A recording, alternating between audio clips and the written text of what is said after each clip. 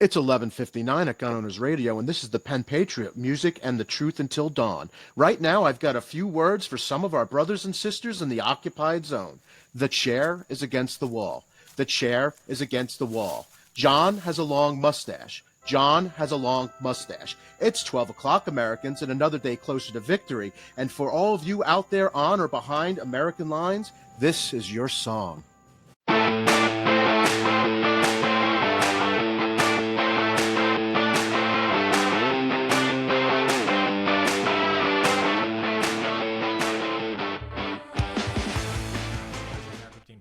And do you need it?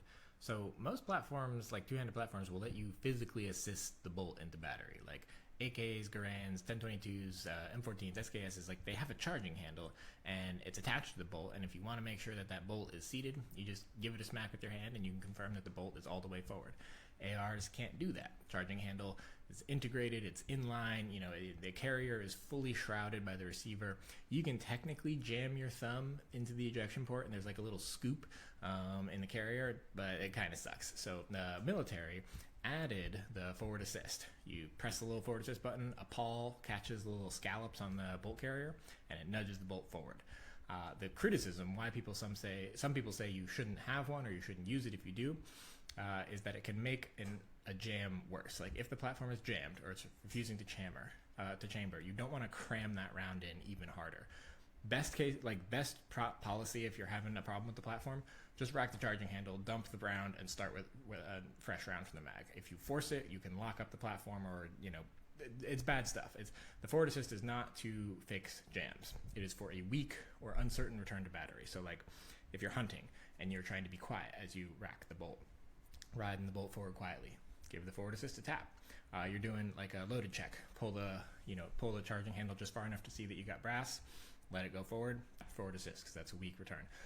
On a one-way range, you're not going to see like a ton of benefit from this, but on a two-way range, you might carry your platform loaded for hours, climbing through vehicles, hiking rough terrain, maybe dropping it, and then when it's go time, it's very comforting to be able to just tap that forward assist, make sure that your platform is ready to go without making the noise of ejecting a full round. That is what the forward assist is for. It's very handy.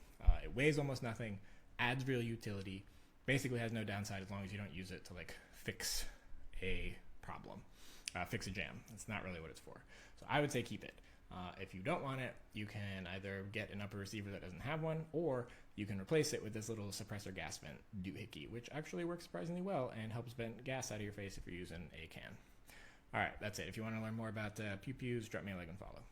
Hey, welcome to Gun Owners Radio. My name's Michael Schwartz. I am your co-host here in your Gun Owners Radio journey today. I'm also the executive director for San Diego County Gun Owners, and to my right is Dakota. How are you? Hello, I'm good. How are you? Good. Okay, do the intro. I like hearing the intro. I know we do it every week, but I like hearing it. Hi, my name is Dakota Adelphia. I am the facilitator for the San Diego chapter of A Girl and a Gun. I also teach CCW classes for San Diego County. I'm one of the vendors under Dakota Adelphia on the vendor list. I also do private lessons, intro to competition, 3-gun, things like that. Pretty much if you are a brand new shooter who's never touched a gun, all the way up to wanting to improve your competitive shooting, I have some sort of a class or private lesson that would be good for you. So it's a lot of fun. I really enjoy what I do. I am obviously also a co-host here on Gun Owners Radio. I have some other jobs in the Second Amendment space, but this is a lot of fun, and I'm happy to be here. Awesome. See that? That was a great intro. Why would we deprive the listeners of that? It's actually really good. Very qualified, and it is an honor to have you on the show and be my co-host and learn so much from you. What's her name's not here? Alisha's not here, I guess, unfortunately. It's always a sad day when she's not around, but she'll be back, and we miss her greatly. So, speaking of Alisha, she is teaching a gun cleaning class on July 29th. Highly recommend. I know it sounds, there's probably two kinds of people that are listening there to this. There's probably the kind that have been cleaning their guns and shooting their guns for decades, and they don't need no gun cleaning class. I would encourage you to check out the class and suggest that a portion of you may not know what you don't know. Is that a good way to put it? It is a good way to put it. I think there's a lot of people who think you have to clean your gun after every time you go to the range. Yeah. And I think there's a portion of people who are like, wait, I have to clean my gun? So, I think anywhere you land in that spectrum, you could probably learn something from a gun cleaning class. Yeah, and the other subset of people are people that are like, yeah, I honestly don't know how to clean my gun. Maybe you're new to it. Yeah. And this is perfect. Cool thing is, it's by the way, it's July 29th. It's here at Discount Gun Mart. You can sign up by going to gunownersradio.com. Cool thing is, you walk away with it's like a $45 value. It's a Seal 1 gun cleaning kit. So you walk away with a gun cleaning kit from this class. So not only do you bring your own gun, or just come to show up, and they'll have guns to show you. It's generally the same on most handguns on how to clean it, but it's at least close enough to where if you're thinking about buying a gun and you want to come and learn about it first, this is a great class to go to. But bring your gun, or don't bring a gun, come. They'll teach you how to clean it the proper way, the right way, the effective way, and you walk away with a Seal 1 gun cleaning kit, which is very, very cool. So July 29th, still space available. Go to gunownersradio.com and sign up today. And then Tactical Communications, August 15th in Oceanside. What is that? Is that Jon Baldwin's thing? Okay, cool. So Jon Baldwin is, he's been teaching these tactical communications classes. This one is in Oceanside. What's the venue? Oceanside. It's just the entire city of Oceanside. If you're anywhere within the city limits of Oceanside, you're in the class, technically. It's at Shore Shot. Shore Shot in Oceanside. That makes a lot more sense. So you have to actually go into Shore Shot in Oceanside. Shore Shot is a wonderful place if you've never been there. Tactical Communications, basically Jon Baldwin teaches you how to communicate when the system and the grid goes down. He is a communications expert. It's part of what he did in the United States Navy. He is a fantastic guy. He's a board member for San Diego County Gun Owners. He is a Second Amendment advocate. If you've ever wanted to know more about communication, how to communicate during an emergency, how to communicate without your cell phone, that sort of thing, how to gather information during an emergency or even just on a regular old Tuesday night, and not have the filter of the 6 o'clock news. This is your class. It comes with a radio, right? Yep, comes with a radio, so you'll walk away with the hardware and the knowledge, and it's actually very, very, very cool. So, Tactical Communications, August 15th, Oceanside. Go to gunownersradio.com and at least check it out. Just go to gunownersradio.com right now, read a little bit more about it, and then decide if you want to sign up. I think it is a very interesting class. So, Dakota. Yes, sir. I was talking to somebody this week, and this thing keeps coming up, and it's not just from this conversation.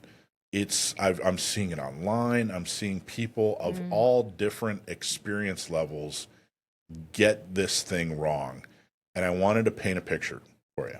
Okay. If I told you that there was a community leader or a civil rights leader who was talking to his followers, the people that respect him, people that follow him, and was publicly assassinated by a 30-06 and a rifle, a single shot from a 30-06 caliber rifle, hunting rifle, and hit him in like the neck area, and he died, and they rushed him to the hospital, and he still died, and they found out that there was no exit wound from this 30-06. Who would you think I was talking about? Okay. This is a trick question because you said neck. Right. And so first thing I thought of... Neck area. I don't want to get too specific. But yeah, like the first neck thing area. I thought of was Charlie Kirk. Go ahead. His the neck thing was just so recent and so visible in like media. But when you were first talking, I was thinking about somebody else. You're thinking about somebody else. Okay. Yeah. I'm sure. But that's what I was trying to, the picture I was trying to paint was most people would go, oh, he's talking about Charlie Kirk. Right. No exit wound from a 30-06. Oh my gosh, that's Charlie Kirk, and what a conspiracy it is. And I'm hearing people of all levels of education and knowledge make this bizarre claim that there's no way a 30-06 would not leave an exit wound. The exit wound thing. The exit wound thing. Okay. Well, And the person I was just describing who got shot, who was a community leader by a 30-06 with no exit wound, it's actually Martin Luther King. Martin Luther King was shot by a 30-06. There was no exit wound. yeah. And When you said civil rights leader, that's who and then you kept going. I didn't actually know, was Martin Luther King shot? I didn't know it was a single shot. I didn't know it was a 30-06. Yep, 30-06, single shot. He was actually on a balcony at a hotel, and he was talking to his, followers. Like a He was group. dressing, talking to a group. Yeah. I've And, seen the photo, but I think also because media wasn't then what it is now. It's not like that detail has lived on in history as much as just like the knowledge that MLK Jr. was shot. And, No.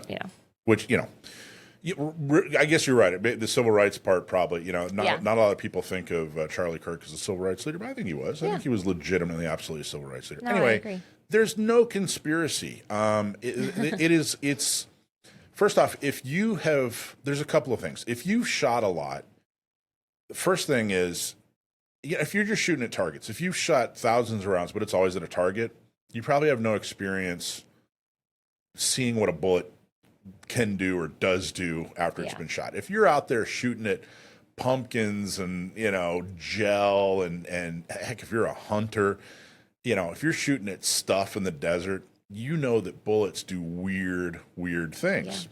That's number one. Number two, if you do a lot of target shooting, even if you do shoot a lot of stuff, you're probably shooting jacketed ammunition. And jacketed ammunition, I think that there's definitely more of a case to be made that it is highly unusual for a jacketed projectile to not leave an exit wound. Yeah. But this is what he was shooting. Let's pull up the first picture, that ammo box picture. So it's confirmed that this was the ammunition that this guy was using. Oh. Now, Remington Core-Lokt. Now that is some of the most common ammunition out there. Maybe I would go so far to say it's probably the most common 30-06 out there if you look back at like the last 30, 40 years. Yeah, it's super common hunting ammo. Super common hunting ammo, and if you look at the projectile, you see that it is jacketed about 3/4 of the way up, and then you have a soft tip. In fact, show the picture of the projectile. Por favor, there it is. So that's the actual projectile without the casing. It is designed for hunters. It is designed to penetrate deep enough to hit organs, but then it's also designed to expand and slow down inside the target. Yeah. And not create an exit wound. That's actually what it's designed to do, is to not exit the, again, this is a hunting round, so the animal that you're shooting. Mm-hmm. So what I'm trying to say here is, first off, I'm not a big fan of conspiracy theory. Are you a conspiracy theorist? Do you like conspiracy theories? It depends on the conspiracy. Yeah. I think in so many things, sorry for my voice, you guys, in so many things, there are too many people who would have to be in on it. And humans are horrible at keeping secrets. Right. So I think, the moon landing, how many people had to know and be in on, we're going to fake this thing? Like that, to me, I'm like, no, we landed on the moon. Personally, that's my opinion. But I do think there are other things where all of a sudden there's like a slew of suicides around a particular thing. And I'm like, actually, the government may have killed everybody who knew. So I think it just kind of depends on the conspiracy. And they're fun. I get it. But this is one of those situations where I'm going, how there are hundreds of witnesses. You have it on camera.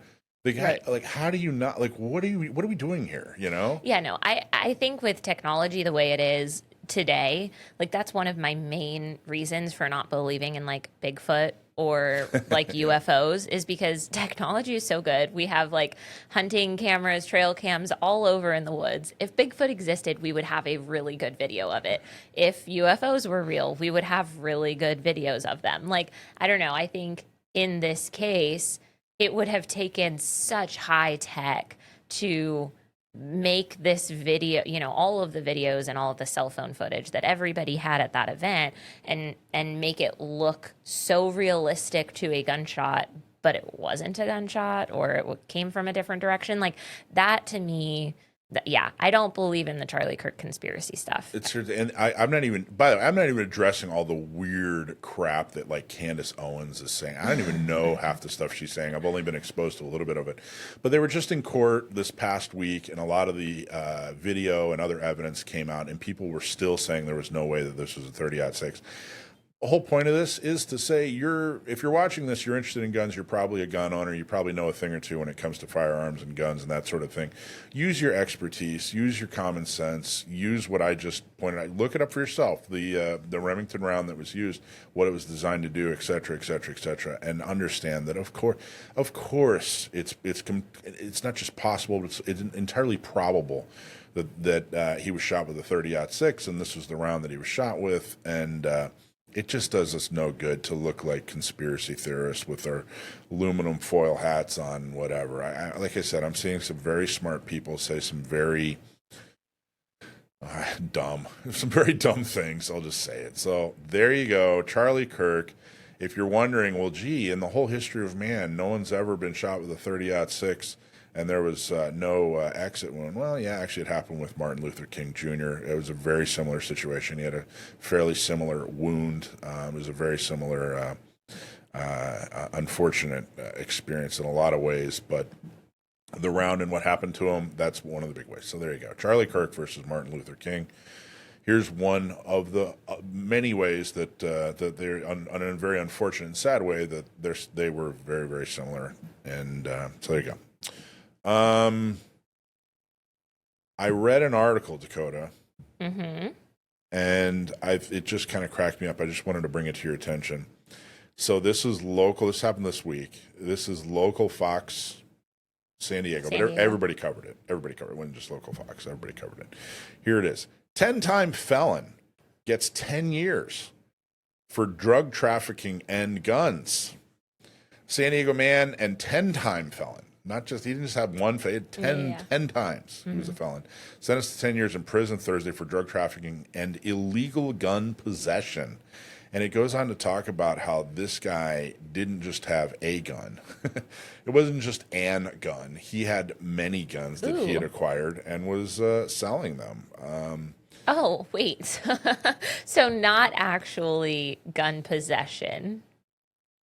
Right. Yeah. He had at least 6 guns, including rifles and a handgun with a suppressor. Okay, interesting.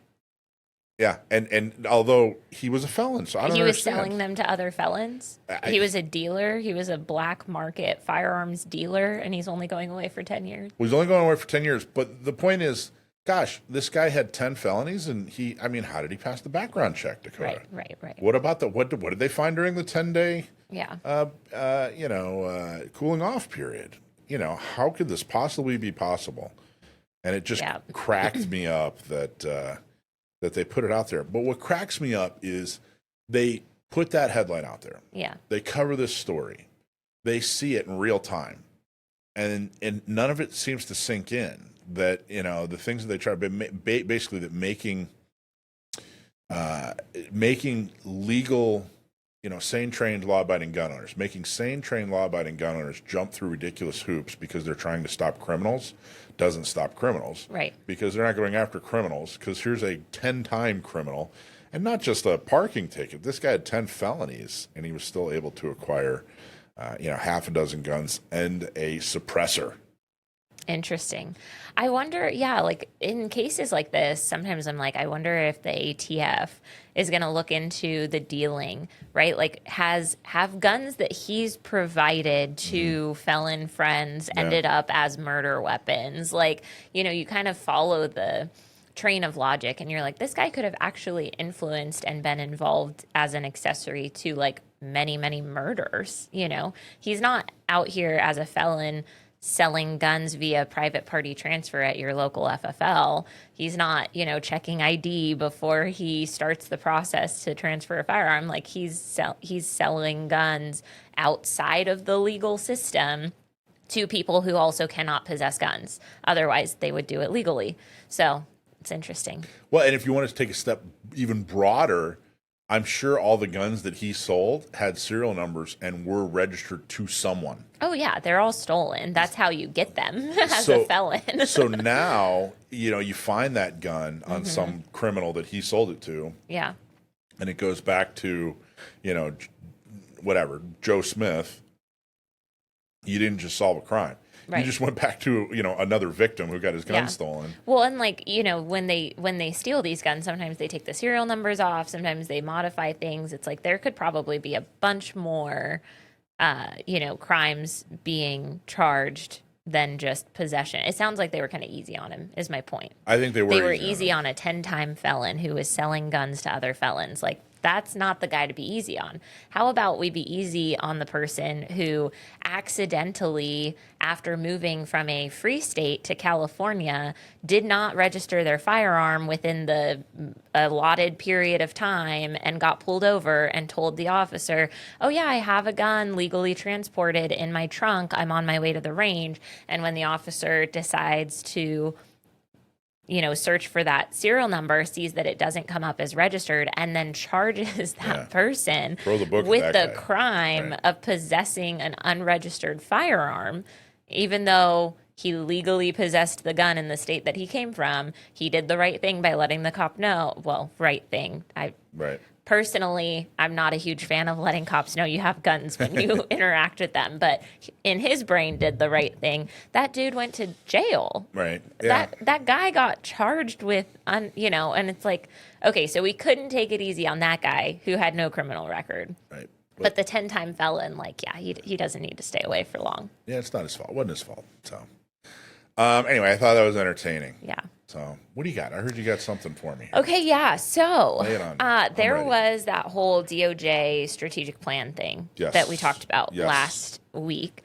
And it came to my attention that something I said could have been misconstrued to think that I am pro or I am for red flag laws.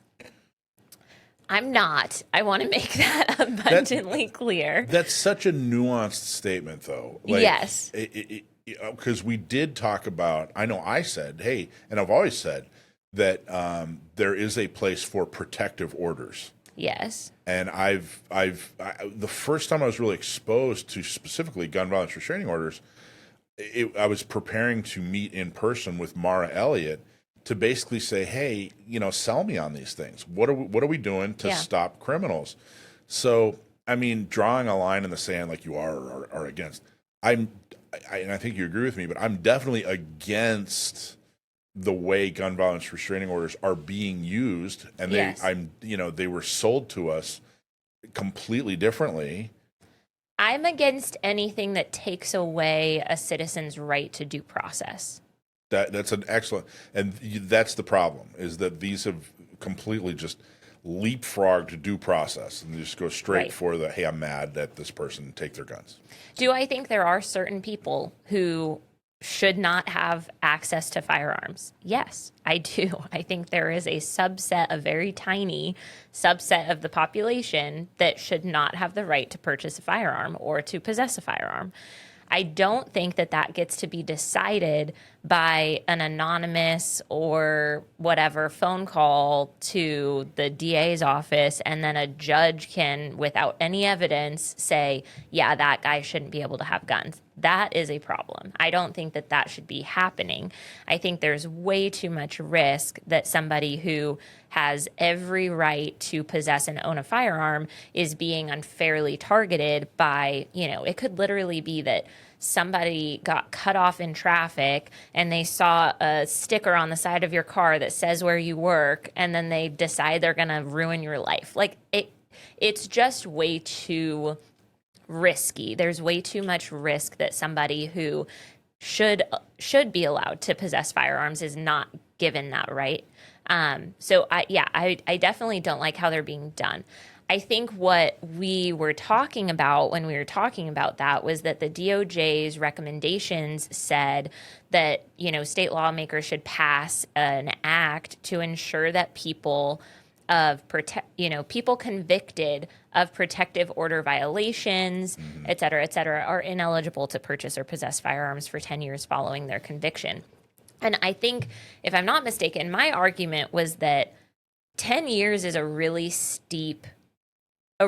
really steep punishment for some of the things that were listed on that list of crimes. One of them was unlawful possession of firearms or ammunition, which the story I just told, the guy who moved from out of state and forgot to register his gun in the first 3 months or 6 months or whatever it is, he was the book was thrown at him. He would become ineligible for 10 years. I'm completely against that. So I just want to clarify that I don't think a 10-year ban, just because you have a conviction in your past, is reasonable. I think that felons is kind of a different category. If you've committed a violent felony, if you have tried to murder somebody, if you have successfully murdered somebody, yeah, I don't need you walking around with the ability to protect yourself. You have kind of given up your right to be among us normal folks in society who deserve the right to protect themselves. So there's a kind of separate piece there. When we're talking about things like restraining orders, I don't want your gun to be taken away just because a woman has made a claim that you assaulted her. I want your guns to be taken away after you have been convicted of domestic violence. That is a different line to me. And I think maybe how we were having that conversation, it could have sounded a little bit wishy-washy or something, but I'm not wishy-washy on it at all. I think due process is a necessity if you are going to take somebody's right to self-defense. Well, and just to be clear, these protective orders used to just be called restraining orders. Right. And the gun community didn't say anything about restraining orders for decades until these gun violence restraining orders came into being. And like I said, they were sold to us as like this last ditch effort. And we all scratched our heads and said, wait a minute, this might be a little too much here. And they said, oh, no, don't worry. But then they overused them. There aren't enough protections for gun owners. Yeah. There isn't enough due process. There isn't the due process that is deserved of taking away a right. So the idea that we're the ones being extreme here is gun owners have always been very reasonable, and we've said time and time again that we're protecting the rights and speaking up for sane, trained, law-abiding gun owners. If you aren't all of the above, all three, if you're not sane, you're not trained, and you're not a law-abiding gun owner, we're not here to fight for you, to be honest with you. I think it's not just a right, it's a responsibility, and we take it very, very seriously. But the gun violence restraining orders need to go away. There doesn't appear to be an appetite for their supporters or from their supporters to improve them and to protect gun owners, so they need to go away. So that's that. But all right, cool. Okay, that was well, there it. you go. That's So what I had. so we're going to talk to a bunch of cool people here on the show. Jon Fleischman from the Flash Report. We're going to talk about what's going on at the Supreme Court. We're going to talk about politics and guns in general. So sit back and enjoy, and thank you for watching. Tell all your friends, gunownersradio.com. Check us out.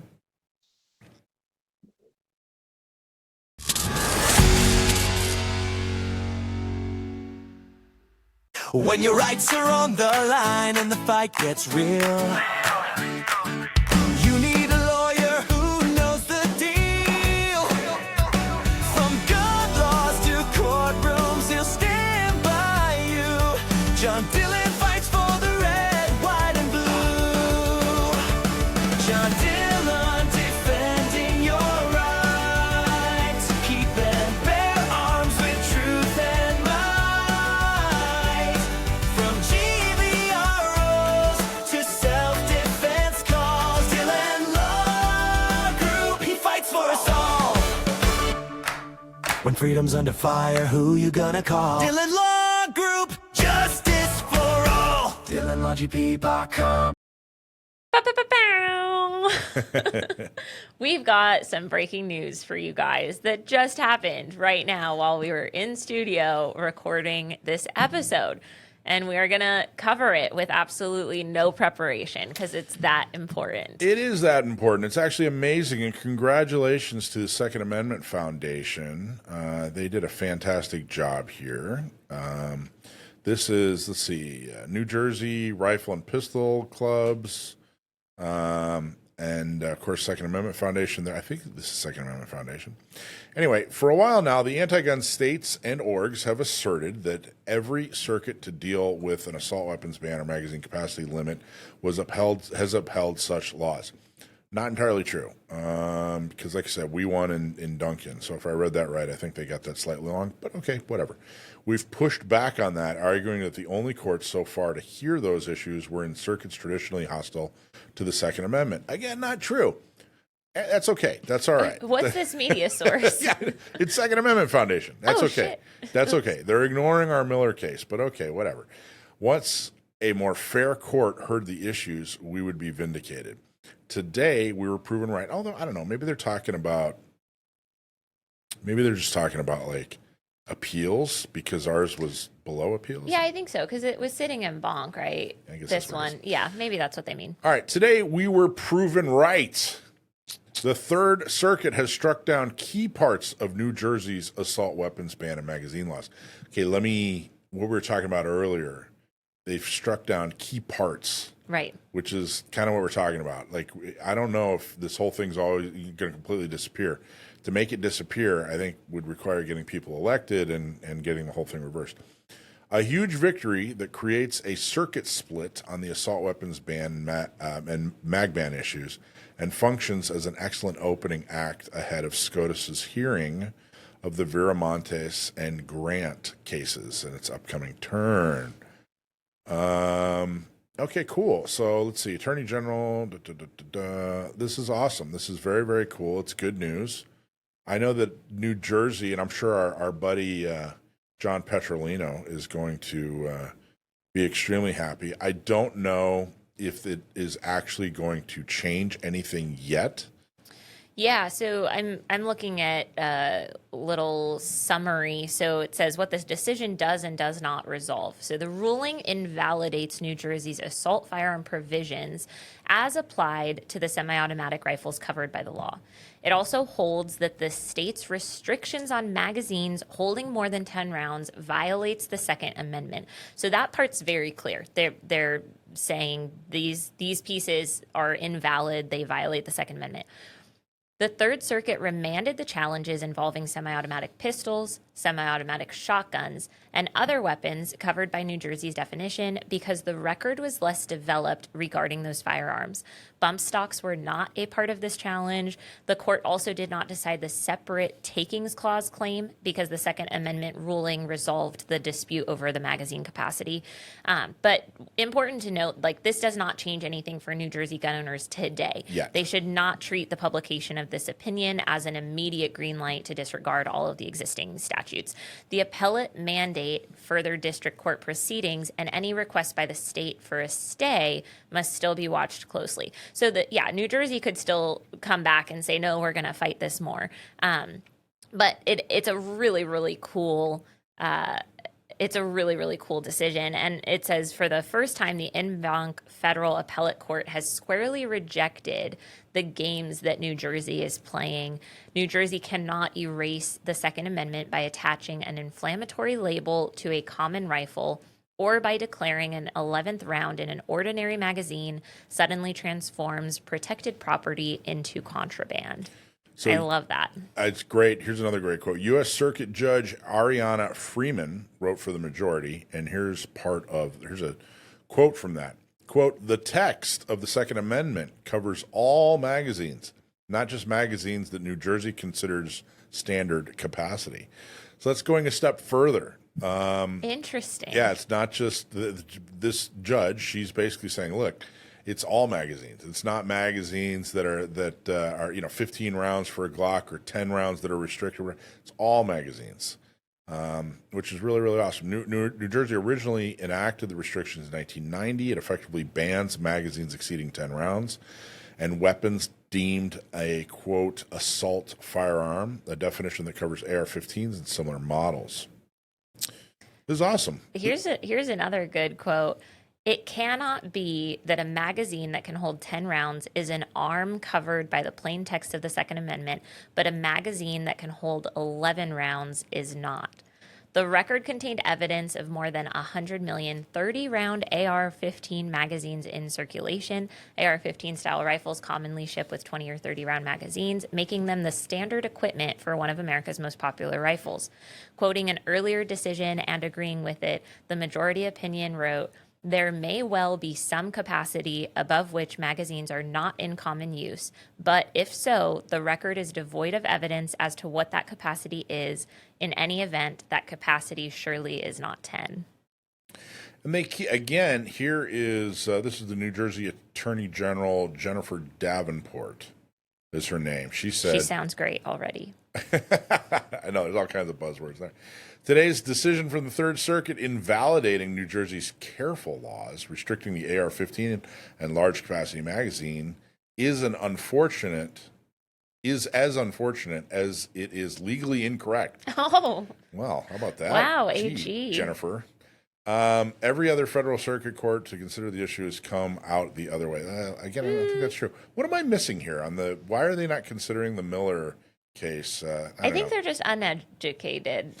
If there's something I'm missing, put it in the comments, please. Let me know. I don't understand why they keep ignoring the Miller victories. There were two. Although, like I said, maybe there, I don't know. It says district, though. Anyway. Yeah. So she goes on to say assault weapons and large capacity magazines play a dangerous role in the modern epidemic of mass shootings, and New Jersey acted reasonably and lawfully and restricted them, she added.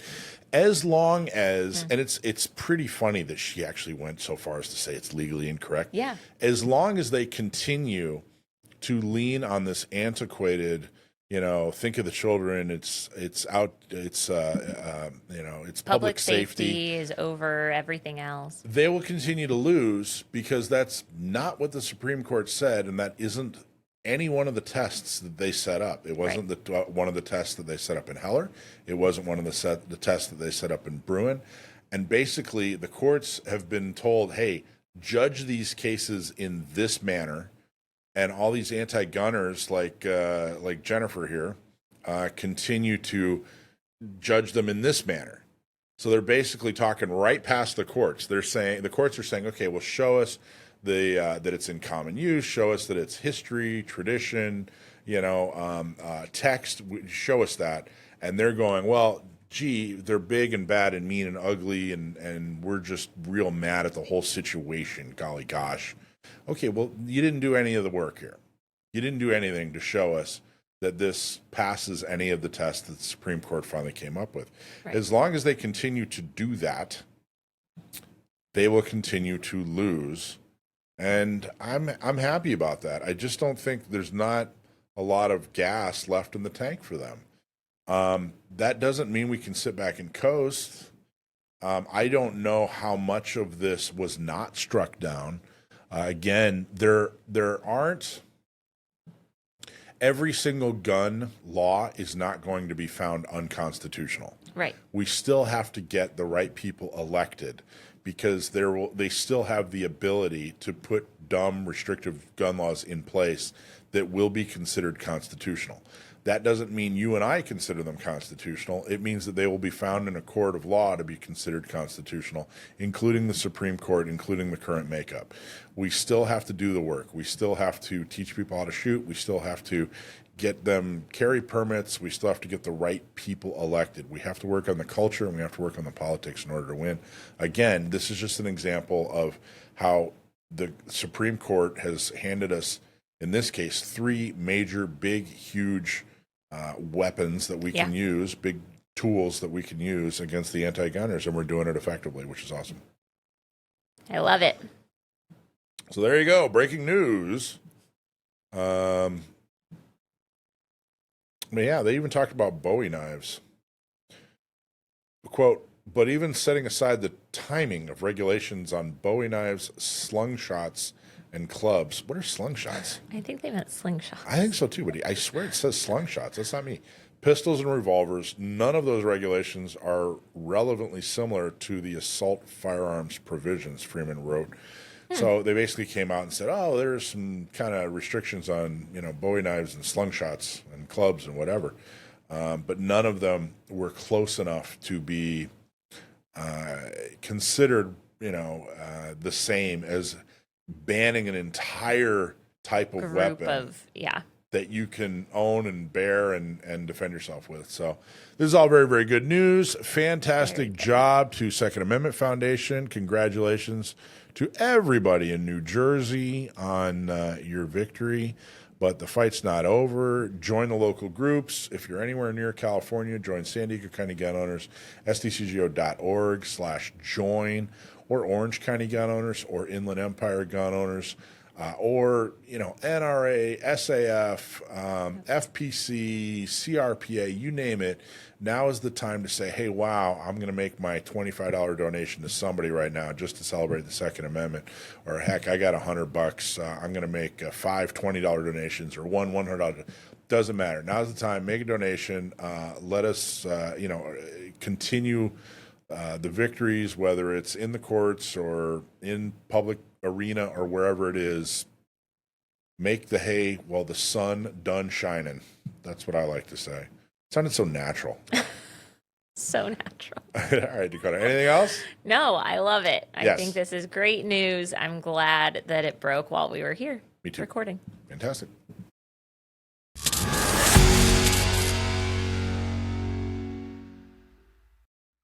I hear from gun owners all the time that are sick and tired of all the restrictions in California, whether it's what kind of gun you can own, what kind of magazine you can buy, maybe it's where you can or cannot carry, or that pesky 11% tax that they just implemented. I hear it all the time. What I don't hear enough of are people who want to step up and do something about it. We've put together ways for you to help. And one of the easiest, most common ways for you to help get rid of all these horrible regulations and all these ridiculous laws is to help us expand. The way we do that, tabletops. We have tabletops set up almost every Saturday, usually at a gun shop, but sometimes at another venue, where we recruit people to become a member. We educate them on how horrible these laws are, and we show them who to vote for. It's a very effective way for you to help us get rid of these horrible gun laws, either through some of the lawsuits that we're participants of, or whether it's the people that we help get elected. But we can't do it without you. We're so thankful for your membership, but we also need your time. We need you to come and volunteer at a tabletop, come have fun. You're never alone. You're always with somebody else. They'll set it up. We'll give you a free t-shirt, and you get to help fight back against all these horrible regulations and gun laws. So go to sdcgo.org/volunteer, sdcgo.org/volunteer, and go help us with a tabletop at a gun shop today. Thank you. So we talk a lot about guns and politics on Gun Owners Radio, and we talk a lot about California politics and Gun Owners Radio because that's where we're located. We're here in California. And I am bringing in a guest who can talk about both and the importance of both from a little bit different angle. Jon Fleischman has been a leader in California politics for nearly 4 decades. He's a renowned conservative commentator. He's the former executive director of the California Republican Party, and he's the founder of Flash Report and now publishes So Does It Matter. Jon has spent years both analyzing and driving political conversations in California. He's an insider while challenging insider mentality. My next guest here, Jon Fleischman. Welcome to the show, man. Hey, thanks for having me on the show. And I'm a frequent listener of this show, so it's kind of surreal to me to actually be on the show, but I'm very excited to talk to you and your guests today. Well, those are kind words, man. Thank you so much. You know, I started getting involved in activism in the late 2010s, like somewhere, 2008, somewhere around there. And you have always been someone whose voice is present that whole time. With Flash Report and the articles that you wrote, whenever there's a debate to be had, you're involved somehow. And I've always appreciated that and respected it and looked up to it. Tell people, before we get started, tell people what Flash Report is. Well, it's actually, so now we've shifted over. Flash Report was around for 25 years, and that was more of kind of a think drudge report. Now we've launched a new endeavor called So Does It Matter, which you can find at sodoesitmatter.com, over which shoulder that shoulder. But basically what we do, every day we're providing a ton of content on what people should be looking at that matters in California politics. We look at issues, we look at campaigns, we look at policy, and we're just constantly trying to put stuff in front of you, asking one question every time we do, which is why we're called what we're called. So does it matter? We don't have any time to waste on the things that don't matter. So if you care about what matters, come check it out. And as you have seen, I try to go as deep as I can on the issues. I'm a generalist, right? So, you guys have the luxury of really, really focusing on 2A issues. And I'm passionate about 2A issues. I write about it probably as much as I write about anything. But I really come to experts like you to understand the nuances and the detail of it. I could talk about some of the other places I go online for my 2A knowledge base. CRPA is a big deal. I watch a lot of stuff from William Kirk out of Washington Gun Law. He is very succinct about how he talks about things. And then what I try to do with everything that I write about is, how do you take a complex issue and boil it down so that someone who is not an expert and does not have enough time is able to do two things: understand why something is important, and then maybe try to give them some input about what they ought to do about it if they agree that it's important. And that's what I do every day. Okay, and that is truly what you do every day, and you do a really good job at it. And just a couple of weeks ago, you did an article. It's kind of two mini articles on So Does It Matter. One was 48 Hours That Changed the Conversation, where you talk about the 2 assault weapon ban cases that are going to the Supreme Court, and then you go in to talk about AR-15s and specifically. And I think what you did a really good job of is exactly what you just described. People who are interested in politics, interested in what's going on in California, and follow your page, maybe not for gun reasons, but for political reasons, you break it down and say, hey, this is what's going on for people that are wondering why does it matter, or does it matter, which was brilliantly what you named your website, which I think was absolutely perfect. And basically explain to them, here, this is why it matters. This is basically what everybody's talking about. And what I want you to do, I'm hoping you can bridge the gap, because obviously I think if you're listening to this show, you're pretty solidly in the Second Amendment world. And I've tried to make the show, I've tried to introduce folks that are solidly in the Second Amendment world. We talk about, gun cleaning and caliber and, what platform and pattern is better, whatever. But also, exactly is that switch in the block that they're trying to ban? What is that little piece called, right? Yeah, we talk about that stuff, but I try to show them politics and the politics of what's going on. Not so much lawsuits, not so much gear reviews, that sort of thing. But hey, let's get some politics in here and talk about that, because man, it's so important. I'm wondering if you could tell us from your position, politically in California, how important is the Second Amendment community? How important is the gun vote? All right. So here's the first thing I would say, because I think it's really important. The Second Amendment issue is a very important one, because when you're out there, kind of talking to candidates, when you're talking to office holders, where they stand on the Second Amendment is an awfully big indicator, not just about how they feel about gun rights, but how they feel about the role of the government versus the individual in our society, right? Which then gives you an insight as to how they're going to approach all issues, right? So I often tell somebody that if they're bad on guns, I really kind of tune them out after that, because how could you be bad on guns and good on anything? Because it fundamentally means that you believe that the role of government should be large enough that your gun rights would be taken away, and at the same time would show a profound lack of understanding of what the framework of our institutions are, and what is a constitution, and what is a constitutional right, and the Bill of Rights. And California, as I often say, is happily part of the United States of America. And so while Gavin Newsom and the progressive left in Sacramento are kind of instituting a reign of terror, there are guardrails, and they're guardrails because while we're Californians, we're also Americans. And thank the Lord, that means we all have constitutional rights. So I say that just because I want to emphasize to somebody listening to this that while Second Amendment rights may be very important to you as an individual topic, and they are important, you should feel comforted in knowing that if you discern that something is not right about the way that somebody approaches the Second Amendment issue, that's a die in the water test that this person has something wrong with them that is going to cause them to misfire or take bad positions on virtually everything you care about. So I start with that. And then to get to your direct... To interrupt you with you, John, you actually, I really liked this quote. I was going to bring it up during the interview. I think now's the perfect time. 17 hours ago, you put up on your Facebook page, the problem is not who is running big government, but big government itself. The desired outcome is not changing who is running big government, but rather shrinking the size and scope of the government. If you agree with this, congratulations, you are a conservative. And I thought that was great. It was so good. I was actually looking to see. I was like, is he quoting somebody else? Like before I start crediting you, I was like, God, that was really nice.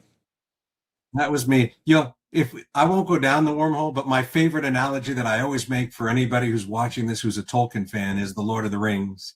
And it's always this question of, and Tolkien has set up, Tolkien and C.S. Lewis, in my mind, are these writers that set up these epic good versus bad.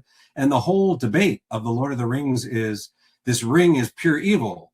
And the good people know it must be destroyed. But then you see the temptation of people good and bad, but can't we take the ring and then use it ourselves for good purposes? And it's kind of the same idea with government.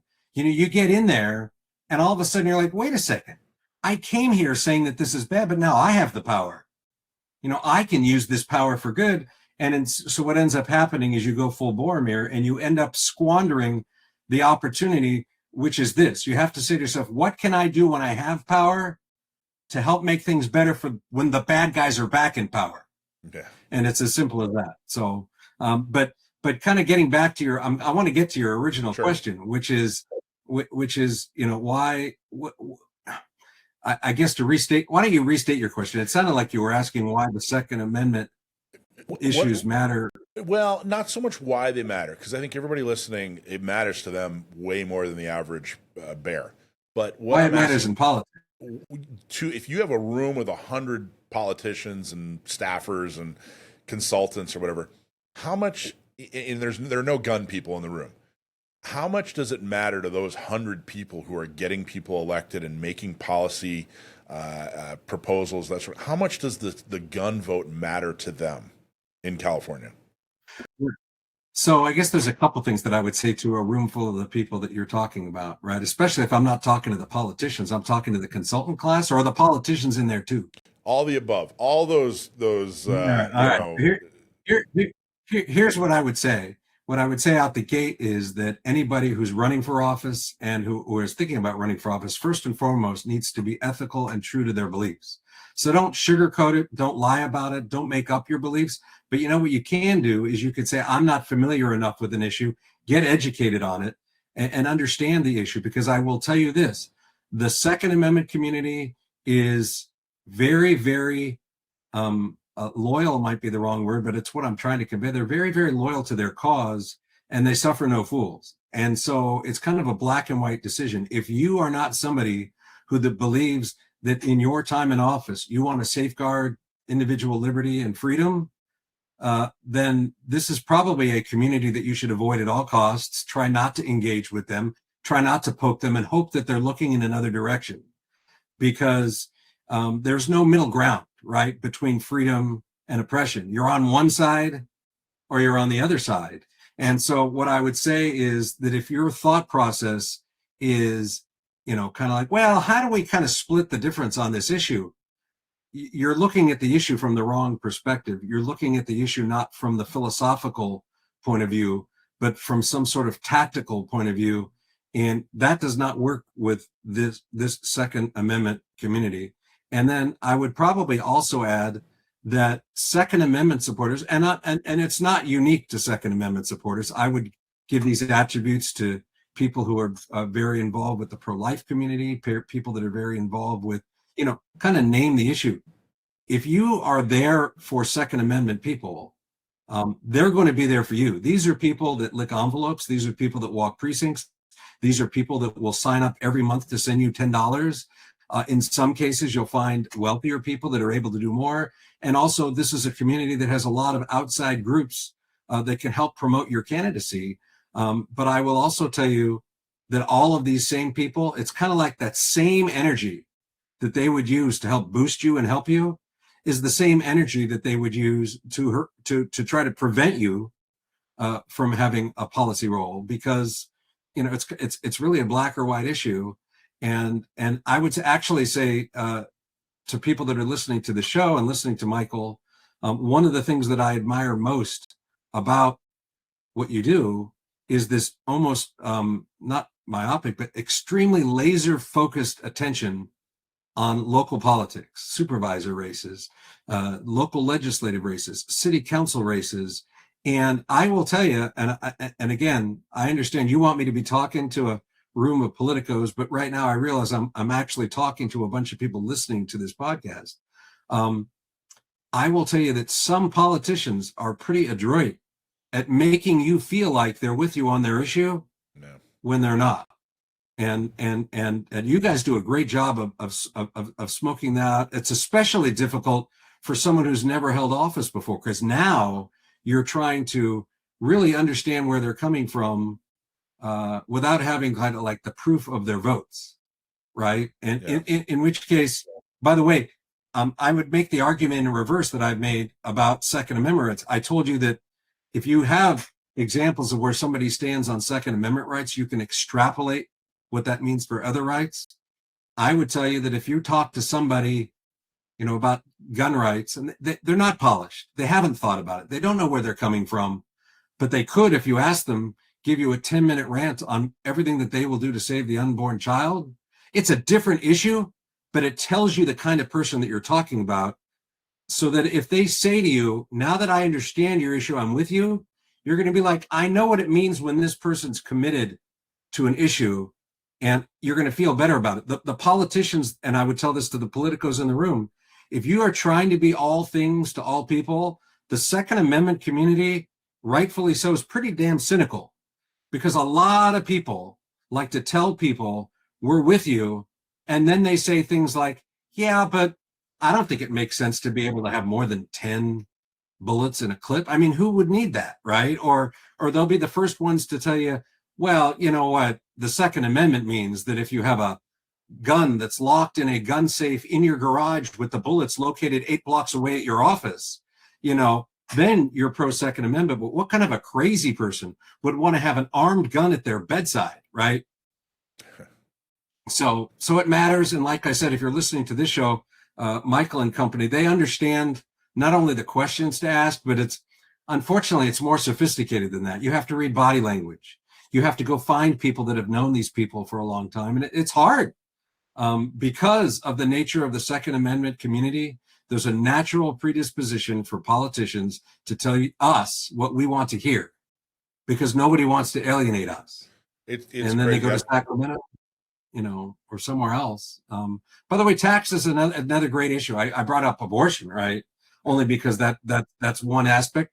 Taxes is another one. If somebody runs for office and tells you I'm anti-tax, I don't believe we should have taxes, and then turns around and says, well, I had to give raises to the public employees, and now we don't have enough money to pave the streets, so I'm going to support a tax. After they said they wouldn't, the question is, well, why did you give out the raises? The question is, what are you focusing on that's not the basics that is causing you to say, because I think, taxes is a different issue than Second Amendment. You could convince me probably that a tax was needed. You could. I'm not saying you would. It's pretty hard. You'd have to walk me through why, the economy's gone south. And so property tax revenue to a city has dropped to an all new low, and we can't pave the streets. And oh, by the way, here, look at my budget. I'm not wasting any money. We're in the lowest, quartile of what we pay people. Find my waste. You tell me what to cut. If somebody did that to me and finally convinced me, what, we need a temporary TOT tax for 2 years to get the city through, you could convince me. There is no convincing anybody that for some logistical reason we should abate Second Amendment rights, and that suddenly freedom doesn't exist anymore. So I would say this to the politicians that are in the room, to the political consultants that are in the room: understand the issue and understand your audience, and understand that because of the nature of the audience, you don't get a second strike, right? You don't get to be like, well, I didn't mean to cast that bad vote, because you've proven what happens. What I would say to you in the room, especially the candidates and the office holders in the room, it's okay to not understand the Second Amendment. And it's okay to go to people like Michael and others and say, explain it to me. That's okay. Learn. I've heard Michael talk to people. I've heard him on his show explain to people why the Second Amendment and why it's there. It's okay to be running for office and not have a position on it. It's not okay to get a full education on the issue and then decide that you're going to be bad on the issue, right? And the worst thing you can do is blow off the issue and not engage on the issue and not take the issue seriously, because then you're really sending the worst possible message to an important constituency group of people for whom this issue matters a lot, not only because they want to own a gun. I know so many people that are pro Second Amendment who are like, I don't own a gun. I have no interest in owning a gun. That's not my thing. And so if you're listening to this show, you might say to yourself, well, who are those people? You know what? Those people protect your rights to have a gun, because they recognize not only should you be able to have a gun if you want to, but they recognize that a government that's big enough to take away your gun rights is big enough to take away all the other rights that you also maybe are engaged in, like freedom of speech, freedom of expression, freedom of religion, all the different, go pull up the Bill of Rights, put the Bill of Rights in the show notes. I mean, they're all there. They're all there, and if you're bad on one of them, you're going to be bad on all of them. All right, I'm done with my filibuster. It really truly is. I've described it as a litmus test before, and I've definitely told candidates that our organization is Second Amendment, not second chances. So don't screw this up. I've also made the point that if and I'm curious to see if you agree, that you should treat politicians, candidates, people in politics, you should treat them like an underperforming employee. If you're treating them better, you're making a mistake. If you're treating them worse, you're probably making a mistake. And basically saying, well, yeah, you're doing okay, but gosh, there's some other places I wish you'd do better. If you're a sycophant, if you're someone that's just like, oh, you're my guy, man, I'll do whatever you want, or whatever, then you're in their pocket and they're not going to listen or respect you. They're definitely not going to go to bat for you if they feel like it's not a good idea. And if you tell them, hey, I'll never vote for you, I'll never support you or whatever, then there's no motivation for them to change. And I've pointed out that if you're in a room with 100 people and a politician, and 99 of those people think he's wonderful, and you're that one person who's got their arms crossed and doesn't think they're wonderful, guess who they're going to spend all their time talking to?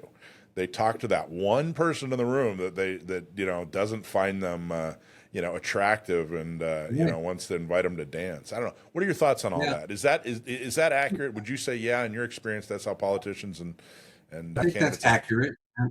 I think that that's very accurate. I would also tell somebody that if you're dealing with someone who's, I always have two categories, right? People that aspire to be public officials and people that are public officials.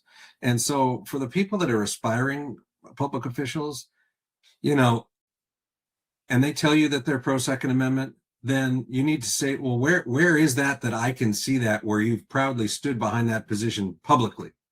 And by the way, it doesn't have to be that prominent. I'm sophisticated enough to know that you may not want to make Second Amendment the big issue in your campaign. When you're talking to voters, you want to talk to voters about what they care about. And generally, everyday voters right now are worried about like gas prices and how much things cost at the grocery store. But where's the section of your website that says, here's my platform on all the myriad of issues? It's not right up front, but it's there and it's public. Where's the letter to the editor that you've written? Where are you out there on this issue? Because frankly, telling it to me when I come visit you one-on-one isn't good enough. And that's what I would say to someone who's talking to an aspiring politician. Of course, if you're in office, that's when the question becomes, what have you done, right? And I don't care what level of government you're at. there's an opportunity for you to speak out on Second Amendment rights, because even if you're on a school board, right, you now get to talk about whether teachers can carry in the classroom. You get to talk about, opposing gun-free zones in front of the schools, and you have what I call the power of the resolution. So I mean, if you're on the mosquito abatement district board, you can make it clear through a resolution that in all the areas where we go to fight mosquitoes, we support the ability of people to carry, right? You can send a letter to Sacramento saying, we don't want any of our jurisdiction in any of your gun sensitive zones, right? So no matter what, obviously city council and state legislature and supervisor, those are much more direct. But if you've got somebody who's in office and you've gone to them, and by the way, if you're listening to this and you need an idea about what to take to a local elected official to cause them to be on the record on Second Amendment issues, sure, you can go to Michael. He'll have a lot of them. Reach out to me. I can tell you what people have done. And I have a network in all 58 counties, and I can tell you what people have done. But the one thing that you should not rely on is somebody one-on-one or in a small group just assuring you where they are. The proof of the pudding is in the eating. My dad used to tell me when I was little. And so, actually my mom, I think. So that's just the advice I would give you, because we're in cynicism is merited in today's times, because so often now the political consultant class is trying to convince candidates to become micro-targeting machines, right? And they're trying to basically say, talk to the people about what they care about in such granular detail that what we don't want is for somebody to know your position on the issue if it's not something they care about.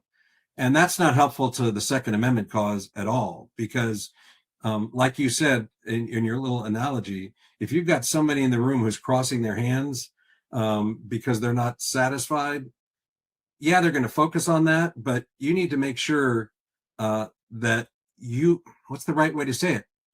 If you're in a room with an elected official who hasn't been clear on the Second Amendment and you're a Second Amendment supporter, your hands better be crossed. You should not be happy and you should not be satisfied that your local city council member is good on Second Amendment issues if they haven't done anything to prove it to you in a way that allows you to know that this person is sticking with us and they're proud to let people know it.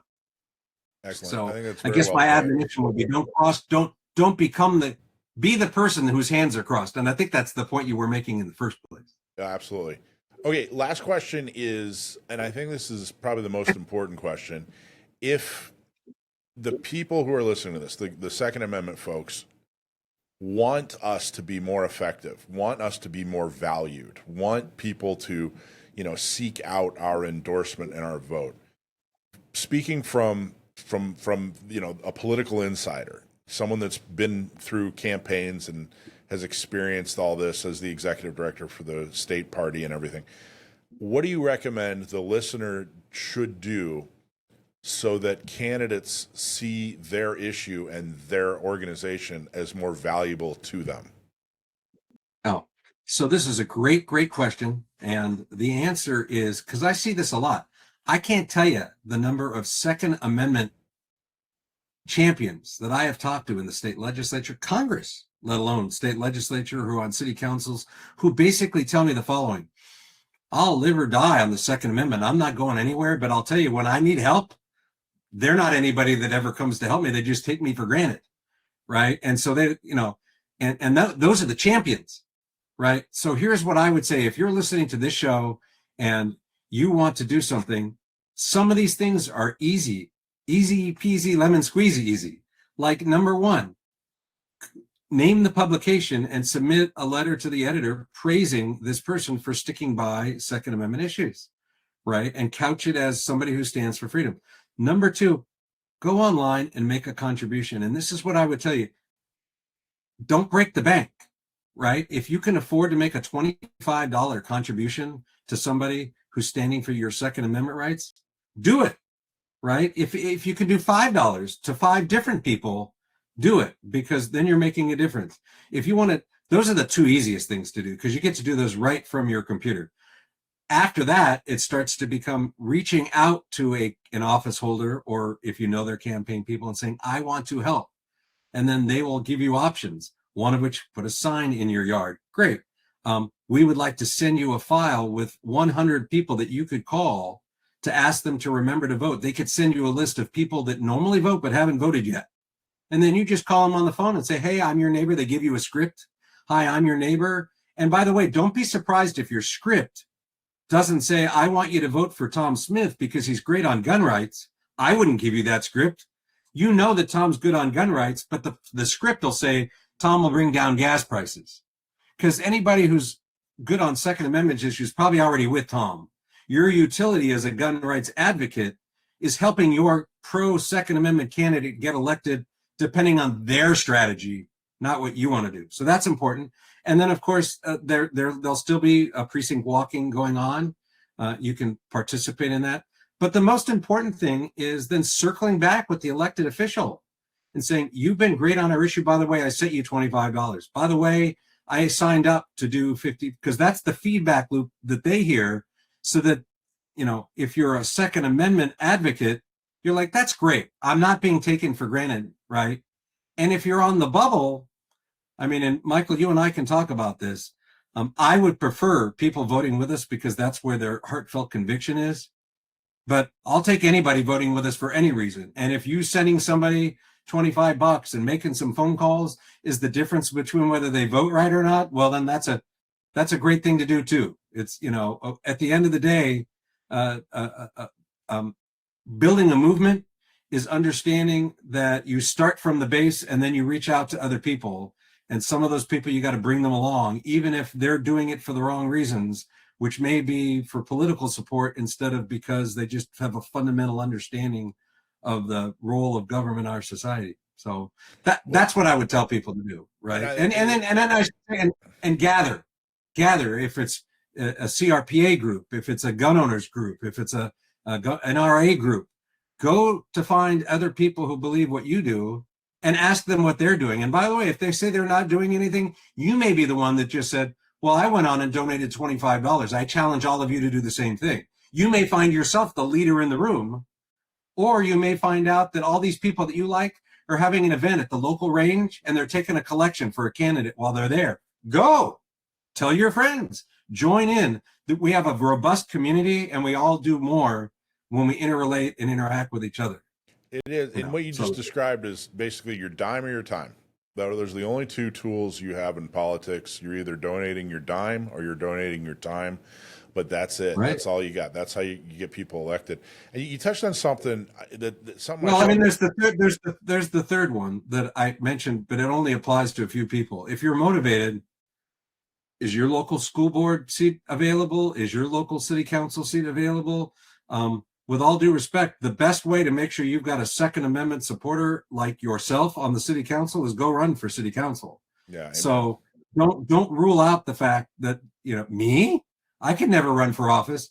I got news for you. If you went back and looked at the occupations of our founding fathers and their ages and what they put on the line to run to give the middle finger to George III and start our country, you'd have a real wake up call for, like, you know, maybe running for school board isn't that big of a sacrifice. So well said. I think that's well put.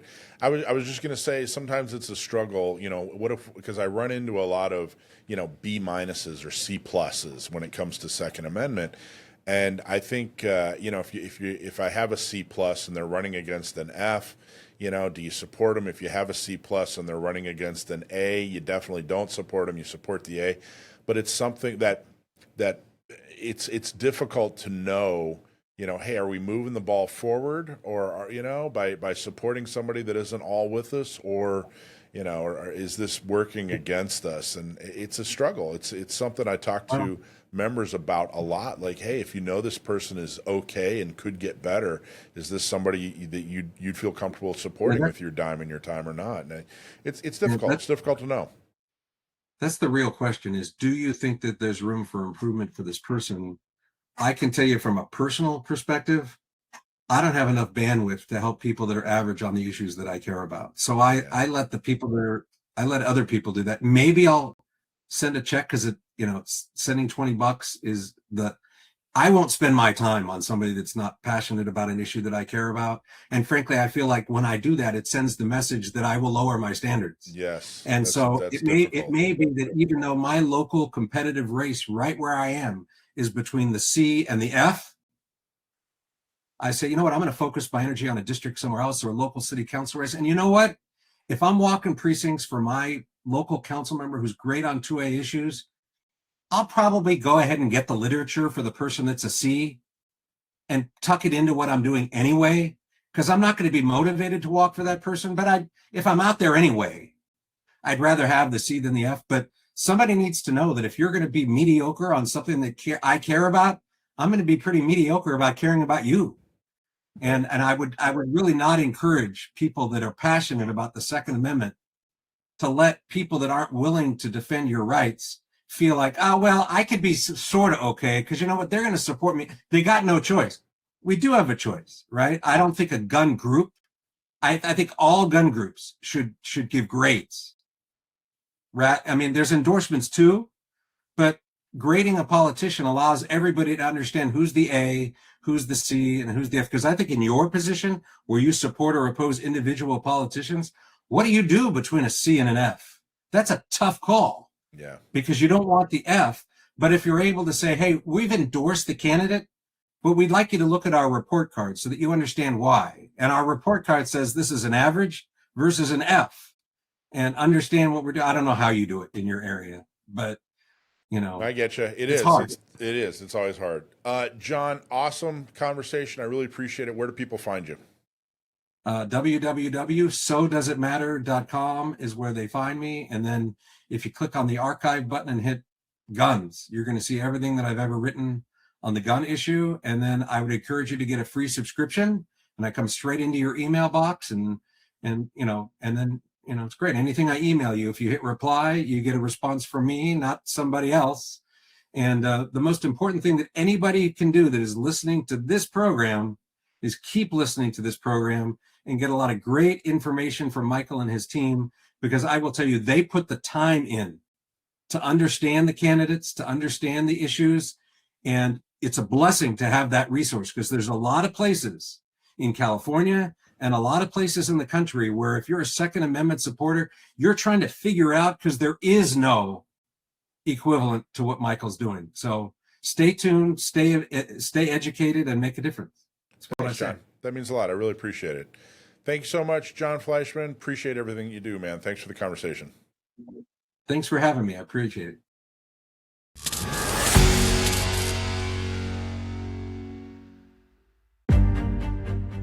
Are you looking to clean, lubricate, and protect your firearm with a green engineered product which has been battlefield tested and proven best to protect your firearm investment? Seal One is the revolutionary liquid cleaner that cuts through carbon buildup and protects against copper, lead, and future fouling. Clean, lube, and protect in one with Seal One. Ask your local gun shop or log on to seal1.com. So some interesting and fun news out of the Florida 5th District Court of Appeals. This just happened this month, actually. This is pretty recent news. In the case State of Florida versus Eubanks, the court unanimously held that Florida's ban on concealed carry by 18 to 20-year-olds violates the Second Amendment. The judges relied heavily on Heller, Bruin, and Rahimi, and they concluded that 18 to 20-year-olds are part of the people, which is protected by the Second Amendment. Florida had failed to identify a historical tradition of disarming law-abiding adults in that age group, and historical militia laws actually support the conclusion that many 18-year-olds were expected to possess arms. I think what's really interesting with this one is that even the current United States government trusts 18, 19, and 20-year-olds to carry guns, to bear arms in defense of our country. So it's funny that not just, you think of Florida as like this pro-Second Amendment state in a lot of ways, but not just that Florida thought 18, 19, and 20-year-olds don't deserve the right to carry guns, but a lot of states across the country have that same policy that says you have to be 21 to have a CCW, yet we still, in every single state in this country, send 18, 19, and 20-year-olds to war. And it's important. By the way, we're played a small part in a lawsuit, FPC, Second Amendment Foundation. It started out as Jones versus Bonta, and I believe now it's PWGG, which is Poway Weapons and Gear. Yep. As part of the lawsuit that has to do with making sure that people who are 18, 19, and 20 have the right to keep and bear arms. I think it's important to understand, what are we trying to do? Why is this important? Why are we celebrating that, a court in Florida did what they did? And there's a number of things to celebrate. Number one, this is an example of them using a tool, these Supreme Court decisions, to advance Second Amendment rights. So, did any of those lawsuits specifically talk about 18, 19, and 20-year-olds? Well, that wasn't the point of the lawsuit, the point of the decisions. Right.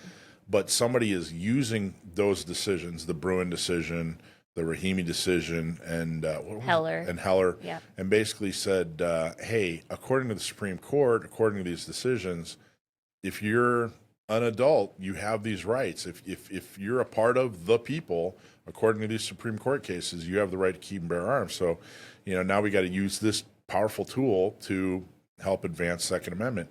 But why is it important for an 18, 19, or 20-year-old to carry? It further states and shows that, hey, the Second Amendment is not a second-class right. Right.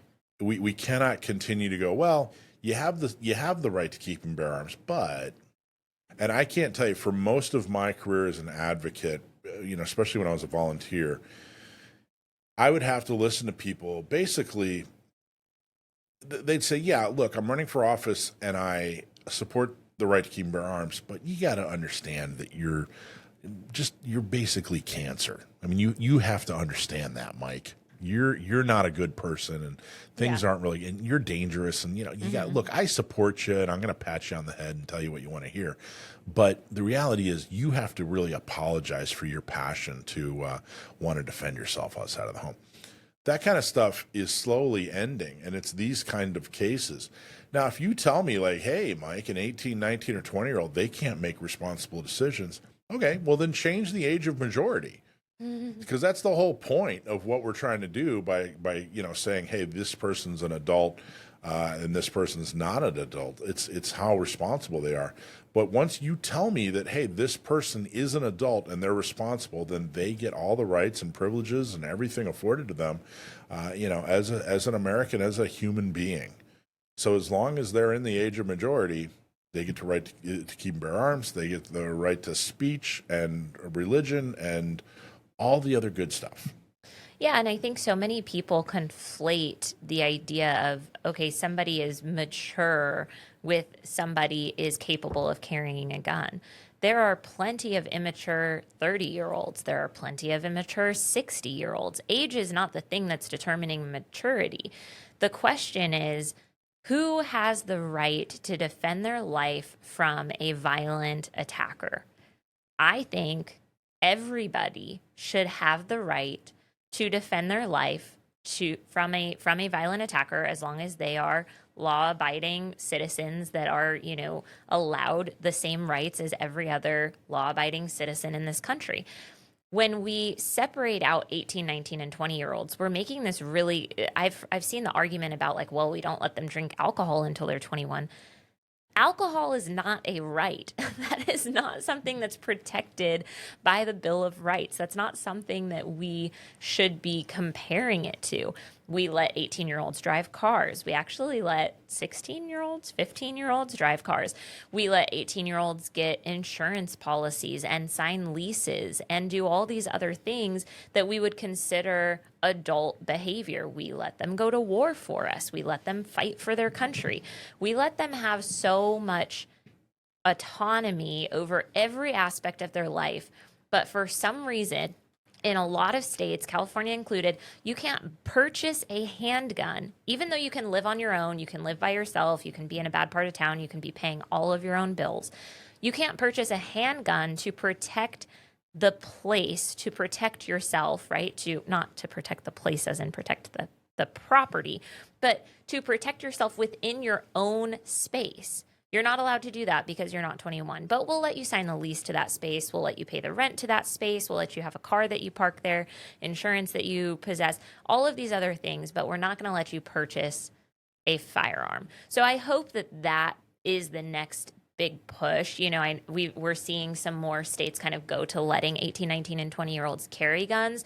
Those are obviously states that already allow them the right to keep arms. California doesn't even allow 18, 19, and 20-year-olds the right to keep arms, with very minor, exceptions for hunting and some other things. But, you can't purchase a handgun in California until you're 21 years old. And that is so crazy to me. It is. Okay, so courthousenews.com, they picked out 2 quotes that I think perfectly summarized both sides. The side that struck down from the decision, so the pro Second Amendment side, restricting 18 to 20-year-olds, members of the same political community as other law-abiding adults, from rights to self-defense would make the Second Amendment a second-class right. This is Judge Spencer D. Levine of the 4th District, and that's part of what was written in the decision. Now, here's the other side. Quote, given the impact of gun crimes in the state of Florida, including the February 14, 2018 mass shooting at Marjorie Stoneman Douglas High School in Parkland in our community, which resulted in the tragic murders of 17 children and adults, severe injuries to 17 individuals who survived. We respectfully disagree with the position taken by the Office of Attorney General, Broward State Attorney, et cetera, et cetera, et cetera. They're continuing to lean on this public safety, tug on heartstrings thing. Yeah. Because they've completely lost the ability to lean on the law. So they now know that the law works against them. And I would say that public sentiment is definitely starting to work, against them more often than not. So they're leaning on this, hey, people got hurt. Now, this person that committed this atrocity at Marjorie Stoneman Douglas High School, they weren't able to do it because they had a carry permit. Right. They didn't, nothing changed because they had a carry permit. So why are they even bringing this up? Well, and it's almost like the argument is, let's ban everybody who's of a particular minority that could do some damage. It's like, okay, the minority, the vast minority of 18-year-olds are committing mass shootings. There's hundreds of thousands of 18-year-olds, and 2 of them a year or whatever it is commit a mass shooting. Like, that is the definition of taking a minority and making policy for the majority. That's not what this country is supposed to be. We could say the same thing. The guy who shot up the movie theater was in his 20s. We could say, okay, every 25-year-old male in the state of Colorado for 1 year is not allowed to carry a gun. That is so... I think this country is going more and more in the direction of making policy based on the exception, not the rule. And I think that is a mistake that is going to drive a lot of, especially left-leaning states into the ground over time. That's why we have so much over-regulation. That's why we have so many laws that are unenforceable, literally can't be enforced. There's no mechanism to enforce some of these laws, but they keep putting more laws on the books because they want to look like they're being helpful. And I think that's a really scary thing that's happening and is continuing to happen all over in this country. It is. So, don't apologize for being supportive of being able to defend yourself outside of the home. Point to the fact that, hey, these lawsuits are helping. These lawsuits are actually doing what they're designed to do, which is make things better in other fights. And, point out the fact that, hey, if you don't like the definition of adult, then fight to change the definition of adult. Yeah. But as long as they are an adult, they get to defend themselves outside of the home. The only way to do that is to keep and to bear arms. So congratulations to Florida. This is the case with State of Florida versus Eubanks, Florida 5th District. And major win for adults who are 18, 19, and 20 years old. Congratulations.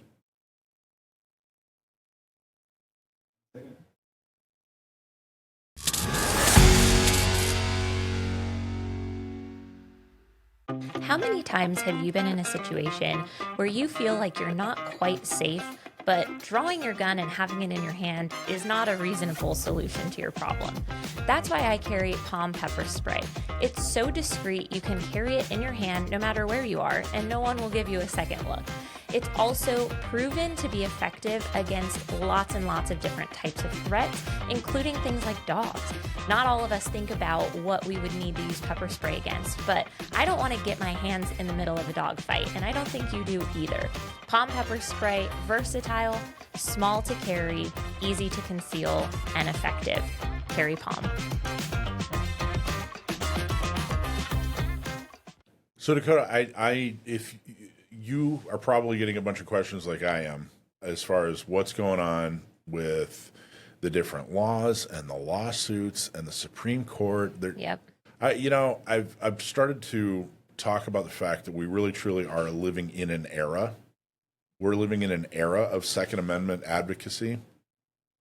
That nothing was going on until 2008 when the Heller decision happened, and now we're really smack dab in the center of a true era. And a lot of it has to do not just with lawsuits, but public policy. So I'm getting a lot of questions, and I'm assuming the same is happening with you.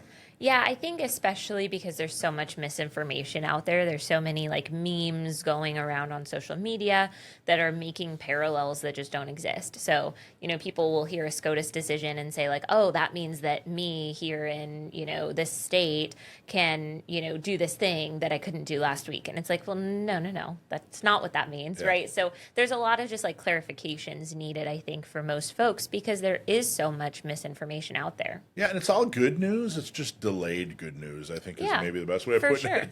So let's start going through a couple of things. Yeah. And we'll just lay some things out there. So basically we're looking for you to know the basic lay of the land right now, I think is what we're going to do here, Dakota, right? Yeah, I think one of the most common ones that I'm getting questions about is the Wolford decision. Yeah. And does that Wolford decision do anything here in California? Okay, so the Wolford decision, which was awesome, Alan Beck, the attorney, argued in the Supreme Court against what's called the vampire rule. I've run into some people that don't know why it's called a vampire rule. But essentially, back in the day, a vampire was not allowed in your house unless you invited him into your house. Right. So they're calling the law under SB2 was saying that, hey, if you're a business, you have to actually put a sign out that says that CCW folks are welcome in your business, and then they can come in. So that's why it's called the vampire rule.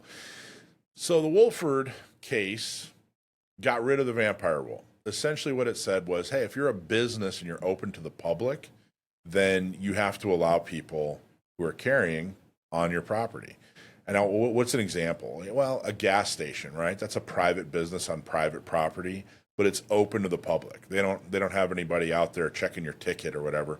You can pull up, get your gas, go, buy a Coke, whatever, use their, facilities, whatever you need to do. It's open to the public. Yes, it's a private business. Yes, it's private property, but they've made the business decision to open themselves to the public. Grocery stores are like that. Malls are like that. Fast food joints are like that. I mean, there's a lot of different places that are generally open to the public. In fact, I can't think of many private businesses that aren't open to the public. Yeah, no. Most of the time, the point of a business is that you want people to come in and spend money. Right. Yeah. So Wolford said you don't have to do that. You cannot make a law that says, hey, you have to put your political opinion up on a sign in writing before CCW holders are allowed onto your property. So what exactly does that mean? Does that mean everything's wiped out, SB2 is gone? Well, no, SB2 had a lot of different parts. So what happens is the portion of it that was the vampire rule is no longer enforceable. So in other words, private businesses don't have to have a notification saying, hey, if you're a CCW holder, you're welcome here. That doesn't have to happen anymore. But what hasn't happened is the Wolford decision hasn't gotten rid of all the additional sensitive places that SB2 added. Now, SB2 kind of reaffirmed that, hey, you can't go into a courtroom, you can't go into, a school. They reaffirmed some places that were already prohibited or sensitive areas, but then it added a ton of sensitive areas, like everything. Basically everything outside of your home was a sensitive area. Anywhere that you could possibly want to go in the course of a day. Right. And so about half of those were struck down by an injunction, and half of those still remain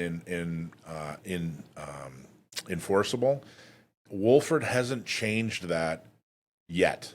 So what has to happen is there are a couple of different lawsuits. We're plaintiffs in one, the Caballero lawsuit, and then there's the May lawsuit for CRPA. They have to go back to the judge and say, hey, look at what it said in Wolford. We think the Supreme Court's on our side, so now you got to rule in our favor. And essentially what will happen is they'll say, yep, you're right. Supreme Court said that this is how we have to rule, so therefore that's how we have to rule.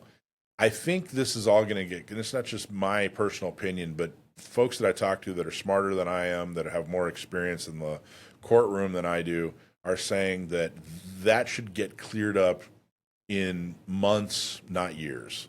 Probably not weeks, but probably months. So I'm hoping that by January 1st, essentially the sensitive areas piece of SB2 will be no more. It'll be gone. Hopefully. Yeah, hopefully. You'll be able to carry in all the places you could carry before SB2, but nothing has changed quite yet except that vampire rule. And things that won't change include like the prohibition for schools, right. Things that were already in effect prior to SB2. Those are not going to be part of this. We also, I think one of the biggest things that people get confused about is that originally when SB2 went out, there was some, opinions basically that said, well, if there is alcohol served in the building, like a movie theater, AMC has a bar, right? You think about a restaurant that is, a normal restaurant, not a bar and pub, but like a regular restaurant that has wine or whatever, Olive Garden, right? Originally, there were some opinions that said, it's not just the building itself, it's any of their real estate. So if they own the parking lot, it's including the parking lot. Some pieces of that were struck down pretty early on. So pretty early on, we heard, okay, actually, it's not including the parking lot. If you wanted to, safely store your firearm in your vehicle in a locked container and then go in and eat dinner and not consume any alcohol, you could come back out to your vehicle, put your gun back on and leave. And that would have been legal in that. Hopefully, what I'd really like to see is that the decision is very clear for everybody, because there was so much time where it felt really ambiguous. And a lot of people were like concerned that they were going to be accidentally breaking the law by carrying their gun into a parking lot that they didn't know was owned by a building that possessed or, had a liquor license. So hopefully everything gets cleared up pretty cleanly for us. If you want what I would say a good but non-comprehensive guide, go to sdcgo.org/ccw or gunownersradio.org/ccw. If you go there, there is a non-comprehensive carry guide. So it doesn't cover every single situation, and it's certainly not meant to be legal advice, but it is a very good guide that'll help you see the current state of affairs when it comes to carry. Yeah, and when things change, like we try to make edits to that. And if you guys notice something where you're like, oh, I thought that this was different or whatever, like always reach out to us. Like we're happy to make updates. But I always tell people, don't just save the PDF on your computer and keep referring back to it, because every time something changes in the court system, Mike's going in and making sure that those edits get made to the document. So don't download it, go to the website direct every time that you want to reference it. Good advice. So that's what just happened with the Supreme Court, Dakota. But here's what's going to happen in the Supreme Court. I mean, it's seriously unbelievable to me. If you'd have told me 10 years ago that one session they decided where you can and where you can and can't carry, what laws you can make about where you can and can't carry. And the next session, they're going to talk about not one, but 2 different assault weapon bans. Yeah. It just doesn't even seem real. I mean, it's amazing that it's happening. I know it feels like it's, moving at a glacial pace, but it's happening, and that's amazing. So the Supreme Court just decided to take 2 assault weapon ban cases. It's Viramontes versus Cook County, and then Grant versus Higgins. So Cook County is like Chicago area for people who don't know. Yeah, exactly. So what does that mean? What's going to happen there? What exactly are they doing? Well, first I want to show you a graphic. The Brady organization, I thought this was hilarious. The Brady organization put up they're reading the writing on the wall, but I don't think that they're reading it very well. Yeah. And so here's what their response was to the Supreme Court putting up or listening to an assault weapons ban. And there have been a number of cases that have happened. In fact, our case, Miller case, it's won twice in lower courts in California. And I think every other assault weapons ban in the nation has actually lost. So we have the only one with a winning record, but it created a split, and boom, now 2 are coming up. And here's what the Brady organization had to say about assault weapons. This is their graphic. Protect our freedom, ban assault weapons.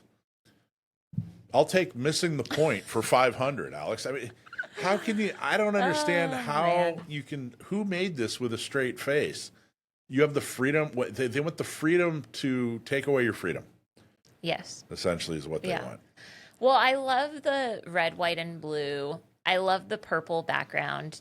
Purple is frequently used to try to portray bipartisan, blue and red. You guys get it. I don't have to explain how colors work.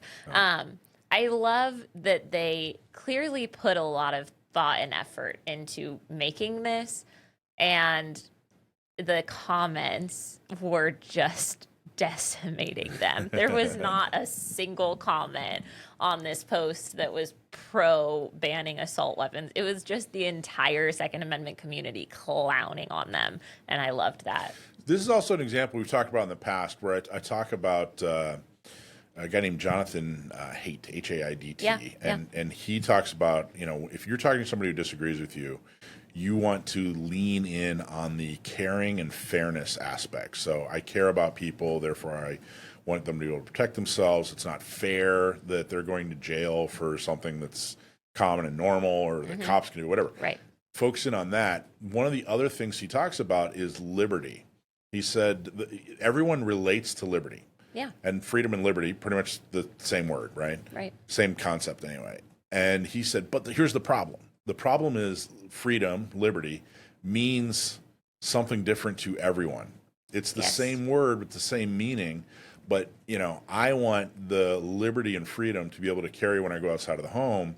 They want the freedom and liberty to be able to go outside of their home without having someone out there who's carrying for self-protection. Right. So this is the problem with using freedom or liberty when you're talking to somebody who disagrees with you. They want the freedom and liberty to not have to put up with your right to keep and bear arms. One thing I do want to mention in this conversation, just because it's so relevant, is that there are so many people in this country who do not have a solid opinion on the assault weapons ban. They do not have a solid opinion on a lot of these firearms related decisions. And we have a unique opportunity in this time right now to kind of shape and change some public opinion in our own circles, because this is going to be, we all in the Second Amendment community talk about things like the assault weapons ban all the time. People who are not in the Second Amendment community, it is not even on their radar that there is a thing called an assault weapons ban, except that now it's in mainstream media that SCOTUS is taking this case. I think it's a very unique opportunity for us to do a little bit of education among our friend groups, among our social media followings, because there are so many folks who have been brainwashed by mainstream media's use of assault weapons to talk about anything that looks like a long gun, to talk about anything that looks like a Glock, right? Like now we've got, local news station, I saw a clip that was like, this assault weapons, and it was literally a Glock 19 without a switch on it. And I'm like, that is, what are we doing here? So there's so much misinformation out there.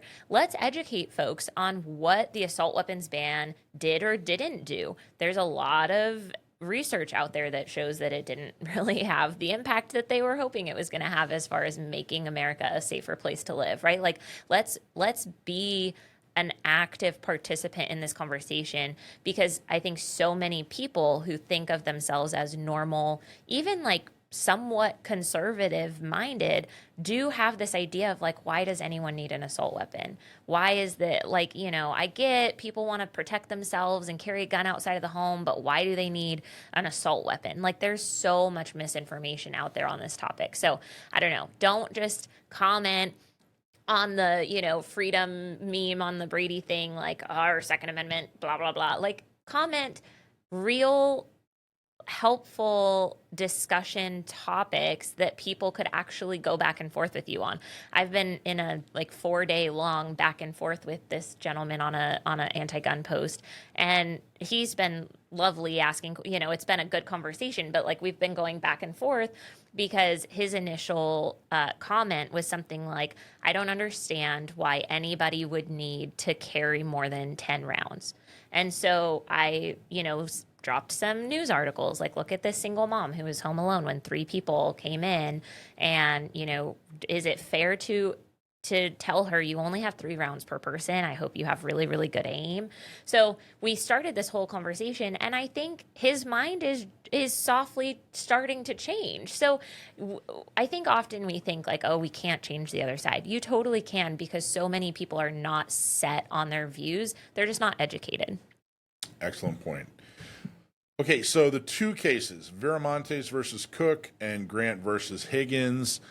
Essentially what happened is, you know, assault weapon, we like to say there's no such thing as an assault weapon. Well, what we mean by that is there's no industry term assault weapon. No one out there is, you know, saying, oh, well, here's an assault weapon, and here's what the criteria of an assault weapon means when it comes to gun manufacturers. It's not an industry term.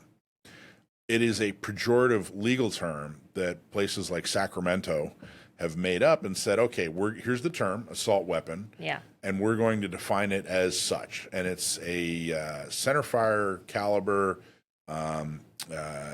semi-automatic, detachable magazine, telescoping stock, foregrip, pistol grip. A bunch of cosmetic things that have nothing to do with the way a gun actually functions or works. Right. So that's how they've defined an assault. They've basically manufactured the term assault weapon and said, well, here now an assault weapon exists because we've decided it has this criteria. Yeah. So they've done this in other places, and now what these assault weapon bans are doing is, or I should say, what's happening with these cases is they're going to get the Supreme Court to look at these 2 different types of assault weapon bans and make the case that, hey, this is an arm, which is impossible to argue with. An AR or AK or semi-automatic rifle, that the type that they ban in an assault weapons ban is obviously an arm. Is an arm, yes. And it's not just us saying it. It actually fits the definition the Supreme Court decided on. It's clearly bearable, so it is protected by the Second Amendment. Mm-hmm. Now, I just said in a couple of sentences what, you know, they're going to take hours and pages to, you know, but essentially that's really what they're going to do. Yes. What that's going to do is the Supreme Court is going to say, okay, well, you can't make things illegal based on this, this, and this, and then they'll apply that to California's assault weapons ban, and our assault weapons ban will probably not completely go away. And I know we're probably the only show out there that's saying that, but the reality is it'll probably take a lot of the teeth out. I don't know, maybe it'll completely wipe it off the books. I doubt it. Mm-hmm. It's probably just going to take a lot of the teeth out of it, and then they're going to react, and we're going to have to fight back. But essentially, if the decision goes our way, which I'm anticipating will, if you look up the makeup of the Supreme Court, you look at how they've ruled in the past, it very much looks like we're going to have the majority vote. Even people who are maybe on the fence or wishy-washy, they're still going to join the majority decision. It looks like we're going to win. That will probably be argued sometime early next year, and then the decision will probably be out in June. That's the typical calendar. Maybe a little bit off, maybe a little bit different, but that's, if I were to guess, that's generally what's going to happen. But the big thing that keeps coming up is, okay, so we're not going to have to worry about bullet buttons, which are gone, and all these different devices to make it California compliant. Right. We're going to be able to have pistol grips and foregrips and telescoping stocks again on our semi-automatic rifles. But what about magazines? Because a detachable magazine is really linked to assault weapons bans. I don't see how they're going to be able to address the Viramontes versus Cook County and Grant versus Higgins without also addressing magazines, or at the very worst, giving some framework to where other lawsuits like the Duncan lawsuit here in California can use to go after magazine bans. But I think that's the very worst case scenario. I think that they're going to directly address magazine bans, magazine capacity, that sort of thing. I think it's absolutely going to happen. Yeah, I think it's interesting that SCOTUS has kind of historically declined to address magazine capacity limits. Like, are they going to make that part of the assault weapons ban decision? Is that why they declined the other cases? It's hard to know like why the court decides to take certain cases and not others. So it will be really interesting. I'm hearing a lot of folks say like, because of the makeup of SCOTUS, we're clearly going to win. And I think yes, but what is winning? Yeah. And is it going to be what everybody is so excited? Like, I think everybody's thinking it's just going to be gone forever. It's like, no, I don't. I think we're going to win, but I think it's going to be bits and pieces of what we want, not everything that we want. All these cases, all these lawsuits, or I should say all the decisions from these lawsuits amount to, it's a big, powerful tool that we can use to advance and protect Second Amendment rights. It's not the mechanism. I always have this, I wasn't a big computer game guy, but I always have this vision of like, okay, you fight through level 1 and then they give you like some powerful sword or something. Mm-hmm. And that's the only way you're going to be able to beat the final boss to get to level 2.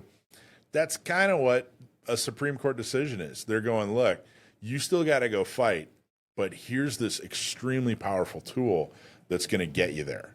So it's not going to do the thing, but it's going to help you get the thing done. In some cases, it's going to do the thing, but so I should say in some ways it's going to help you do the thing. But for the most part, it's a big, enormous hammer that we're going to be able to use to continue to win. But nothing has changed yet. But we're on the road to making things way better when it comes to your semi-automatic rifles in California, and I think that's important. And of course, magazines. Anything else you want to say on assault weapons or mags, Dakota, or you want to move on to CCWs? I think let's talk about CCWs. CCWs, I kind of regret over the last couple years, I don't know if we talk about CCWs enough. I still run into people who don't understand that you can get a CCW, not just in California, but across the country now. But you've been able to get a CCW in San Diego since like 2017. Almost 10 years. You've been able to get one in Riverside. You've been able to get one in Orange, San Bernardino. You can get a CCW in California. You don't have to have a good cause anymore. Right. You don't have to make up some ridiculous reason on why you need a CCW. All you got to do is fill out the application, pay the fee, go through the background check, take the class, and you'll get your CCW. And we have a video, if you go to gunownersradio.com/CCW, that'll help walk you through it. There are a couple of different videos that are specific to San Diego, specific to Orange, specific to San Bernardino, and specific to Riverside. But essentially, it's pretty standardized across the state. So no matter where you are, it's not that hard to navigate CCWs. You can get CCWs, you can get CCWs, you can get CCWs. Now, there are places, I think up north, is it San Jose, where they're trying to make it like $1,200 to get your CCW or whatever. There are definitely still problems, and there are still lawsuits happening. And there's still plenty of jurisdictions that are making up random, horrible rules about CCWs. But as far as good cause, that is gone everywhere. It's gone everywhere. You can get your CCW generally most places in California, most places in the country. If you don't have it yet, go get it. Go get your CCW. You know, you have people that are fighting for rights and winning, and then people complaining that, oh, nothing good ever happens. Then here, you can get your carry permit, and you don't have it yet? Go get it. Go get your permit. You don't even have to carry, but at least stand up and be counted and get your CCW. Yeah. It's, what is it, about $200 now for the San Diego permit? County? I think it's a little bit more than that, maybe 3 something. And then you still, you know, if it's your initial, you have to pay for the 16-hour class. So depending on who you take it from, that's going to be another $250 to $450, depending on how much range time there is and stuff like that. But yeah, I mean, it's definitely not cheap or free, but we do have the new renewal period. So instead of renewing every 2 years, you'll only have to renew every 3. So that will make it a little bit more affordable over time. And, you know, I think people say like, oh, well, I'm never going to carry a gun. We don't know if the right to carry is going to get harder and harder to, like, we're in a good time of history right now. That doesn't mean we're not going to have dark times again in the future. Like, if you think there's ever a chance that you would ever want a permit, I don't think there's anything wrong with just getting it now, having it. Don't carry until you feel ready, obviously. Don't carry until you feel safe doing so. If you want more training, if you need a better holster, whatever it is, do that first, obviously. Don't just start carrying a gun because you get your permit. But there's no downside to getting your permit. And if we can show the general public that there are so many people in their community, in their county, carrying guns or at least holding CCWs, and crime is not skyrocketing and good guys aren't shooting the wrong people in public all the time, like, that's a great piece of data that we can use to push our, you know, what's the word I'm looking for? Agenda, I guess. Yeah, but I meant more like everything that we're trying to accomplish. Yeah. Our accomplishments. Yeah, I think to push that forward and to show people we are not the folks you need to be afraid of. Exactly right. By the way, that 2 and 3 year thing, we said it last week, it's worth repeating. Whatever your expiration date is on your current CCW, that is your expiration date. Yeah. This going from 2 to 3 years doesn't magically change your expiration date, but when you do renew, you'll find that you won't have to renew again for another 3 years. So when you expire, go reapply, get your permit, and then when that permit will be good for 3 years. Yeah, your next permit. Your next permit. What about this 50-state CCW? Man, I get a couple phone calls a week on that. There are a lot of social media advertisements for a 50-state CCW. Does not exist. Doesn't exist, and sometimes I try to guess, like, well, what are they talking about? Are they going to get you in Arizona, or like what are they?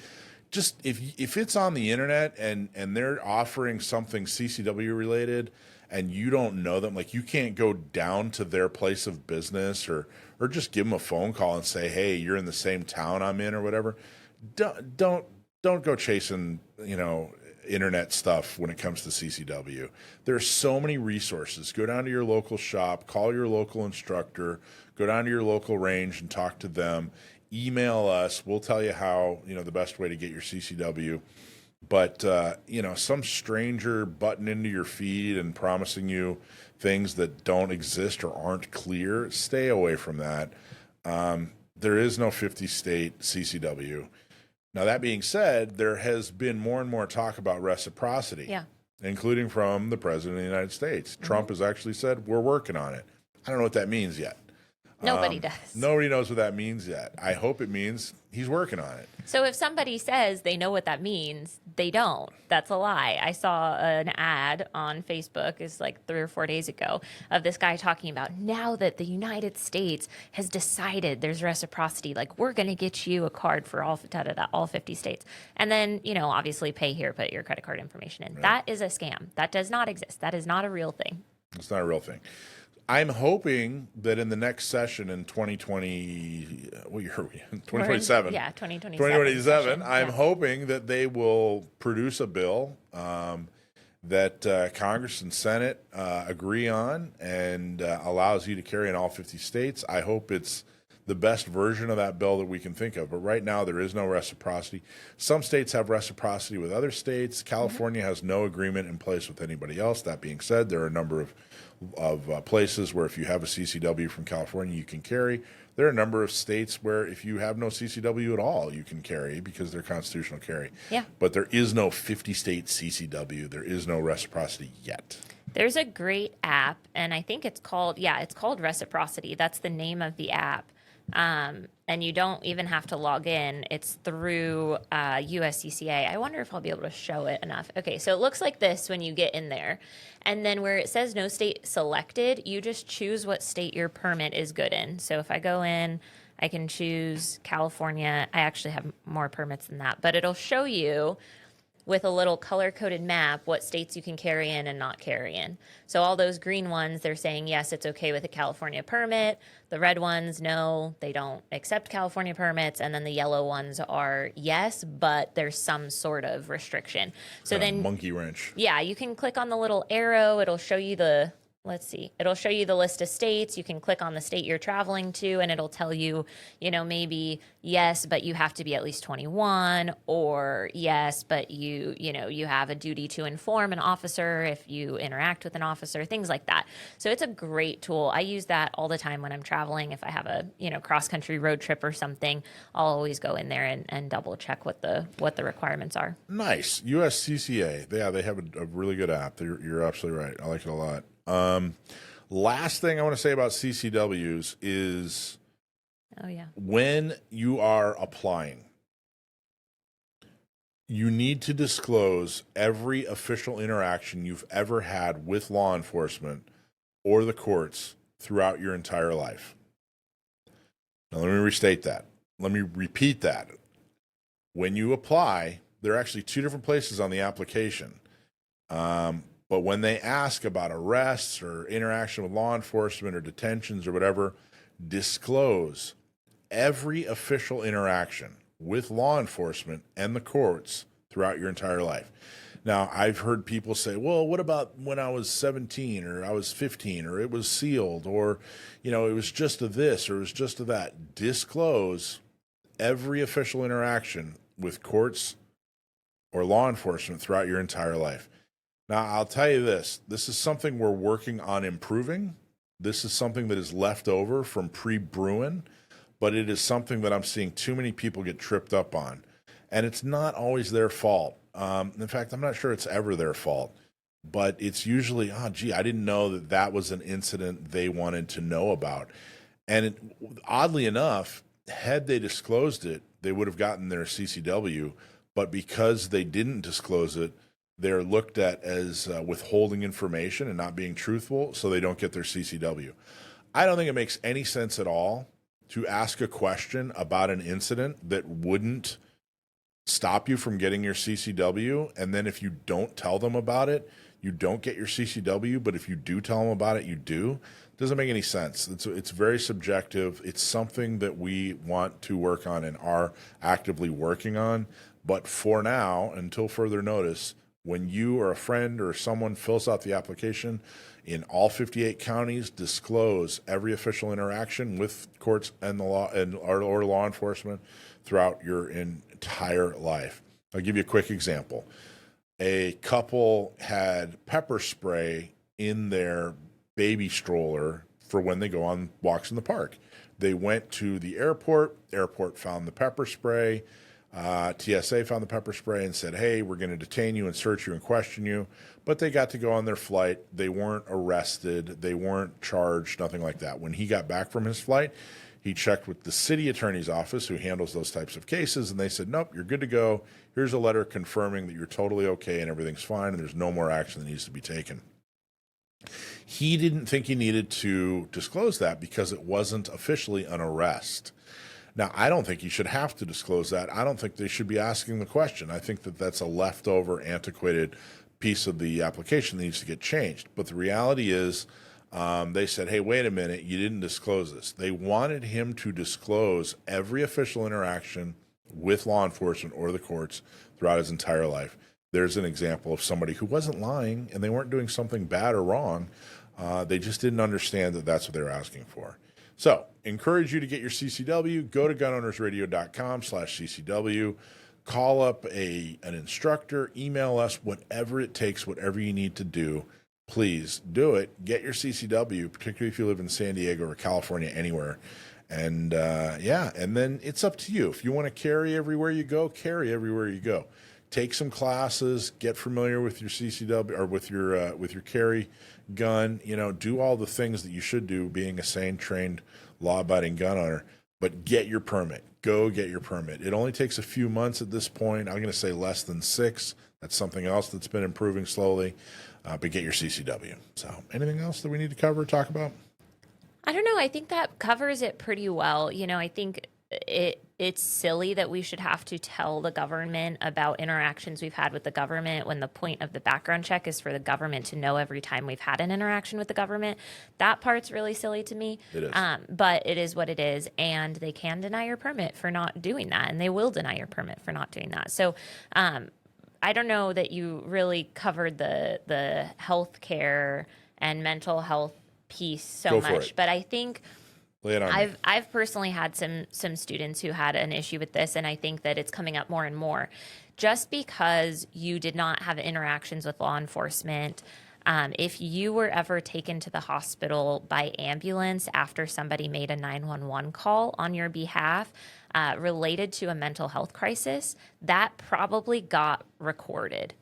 Even if you did not talk to law enforcement, even if you were not put on a 72-hour hold, if you had a suicide attempt, if you had a mental health crisis where you voluntarily took yourself to a mental health hospital and did not get put on a 72-hour hold, but there was a 911 call involved, you should probably put that into your application.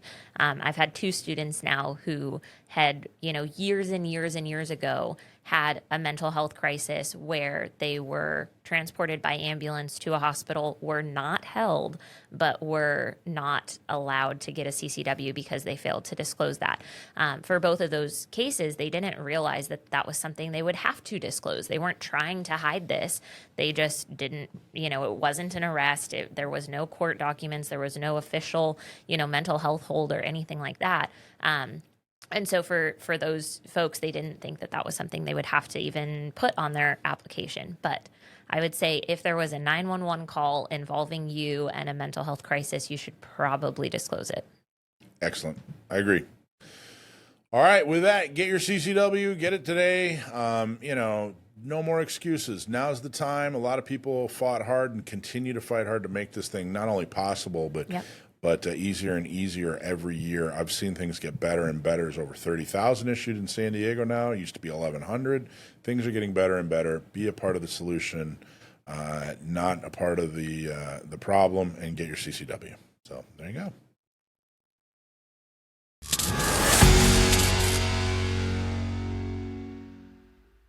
Earlier this week, I read a story on Facebook that I wanted to share with you guys. A lot of you know that I've done the Rangemaster Certified Instructor program, their initial program, and their advanced instructor. And Rangemaster, they used to have a facility near Memphis. And from what I understand, they taught a lot of like Pistol 100 level classes, kind of intro to defending yourself, to carrying a gun, things like that. And they had a lot of students over the years that have been involved in shootings and have been successful. They have a really great track record. And I want to say it's something like 72 wins, 2 draws, which means that the person didn't have their gun on, and no losses, I think, is how they word it. Or maybe they consider it a loss when you don't carry a gun. But either way, they've had a very good track record from their students. And I read this story from one of their staff instructors who said that this student called him to report this story after it happened. So Paula was driving to Florida with her husband and grandchild. They stopped in Morrow, Georgia to get gas. While her husband was filling up the car, she climbed in the back seat to feed the baby. The suspect knocked her husband down, jumped in the car, and attempted to drive off with her and the baby. She climbed into the front seat, grabbed her pistol, pointed it at him, and threatened him. He suddenly realized, wait, this isn't my car. He got out, climbed into a different car, and led the police on a chase, ultimately running into a Harley-Davidson dealership and totaling the car. He was charged with 9 felonies. This happened this past weekend. She just read the police report to me over the phone with the details. She's a little thing, and she's very happy she had her gun, could access it, and was willing to use it.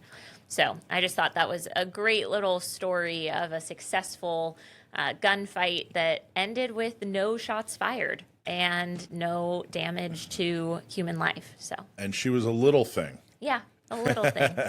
You know, it's kind of a funny way to put it, but I've long said that we live in a small sliver of human history. You know, human history is really only about 5,000 years old. I mean, written human history, you know? And we live in about a 250 year piece of that history where you can actually have a portable self-defense tool that's a viable option that can actually help you defend your life. Throughout most of human history, even before it was written, the biggest, baddest, meanest person in the village got to do whatever he wanted, because it was always a he, to whoever he wanted to do it to. Right. And here we have a little thing who had a great equalizer, and she was able to defend herself. And we live in a time where a 90-pound little thing with a little bit of training and the right tool can defend herself against the 250-pound Navy SEAL on steroids or whatever, right? An MMA champion, like you name it. And in that same 250 years, we've seen the rights of individuals, the rights of minorities, the rights of women protected more than at any other time in history, and that's not a coincidence. Not at all. And this is such an example, and I'm so happy for her. I'm sad that it happened to her at all and that she had to go through this. 100%. But given the circumstances, the fact that she was able to navigate her way to safety and that she did not become a victim, I want more news stories, more headlines that talk about people like this little thing who was able to defend herself rather than crimes and victims. And, you know, I just think that it's a better world if we're able to defend ourselves, and she proved it. So thanks to her. Congratulations.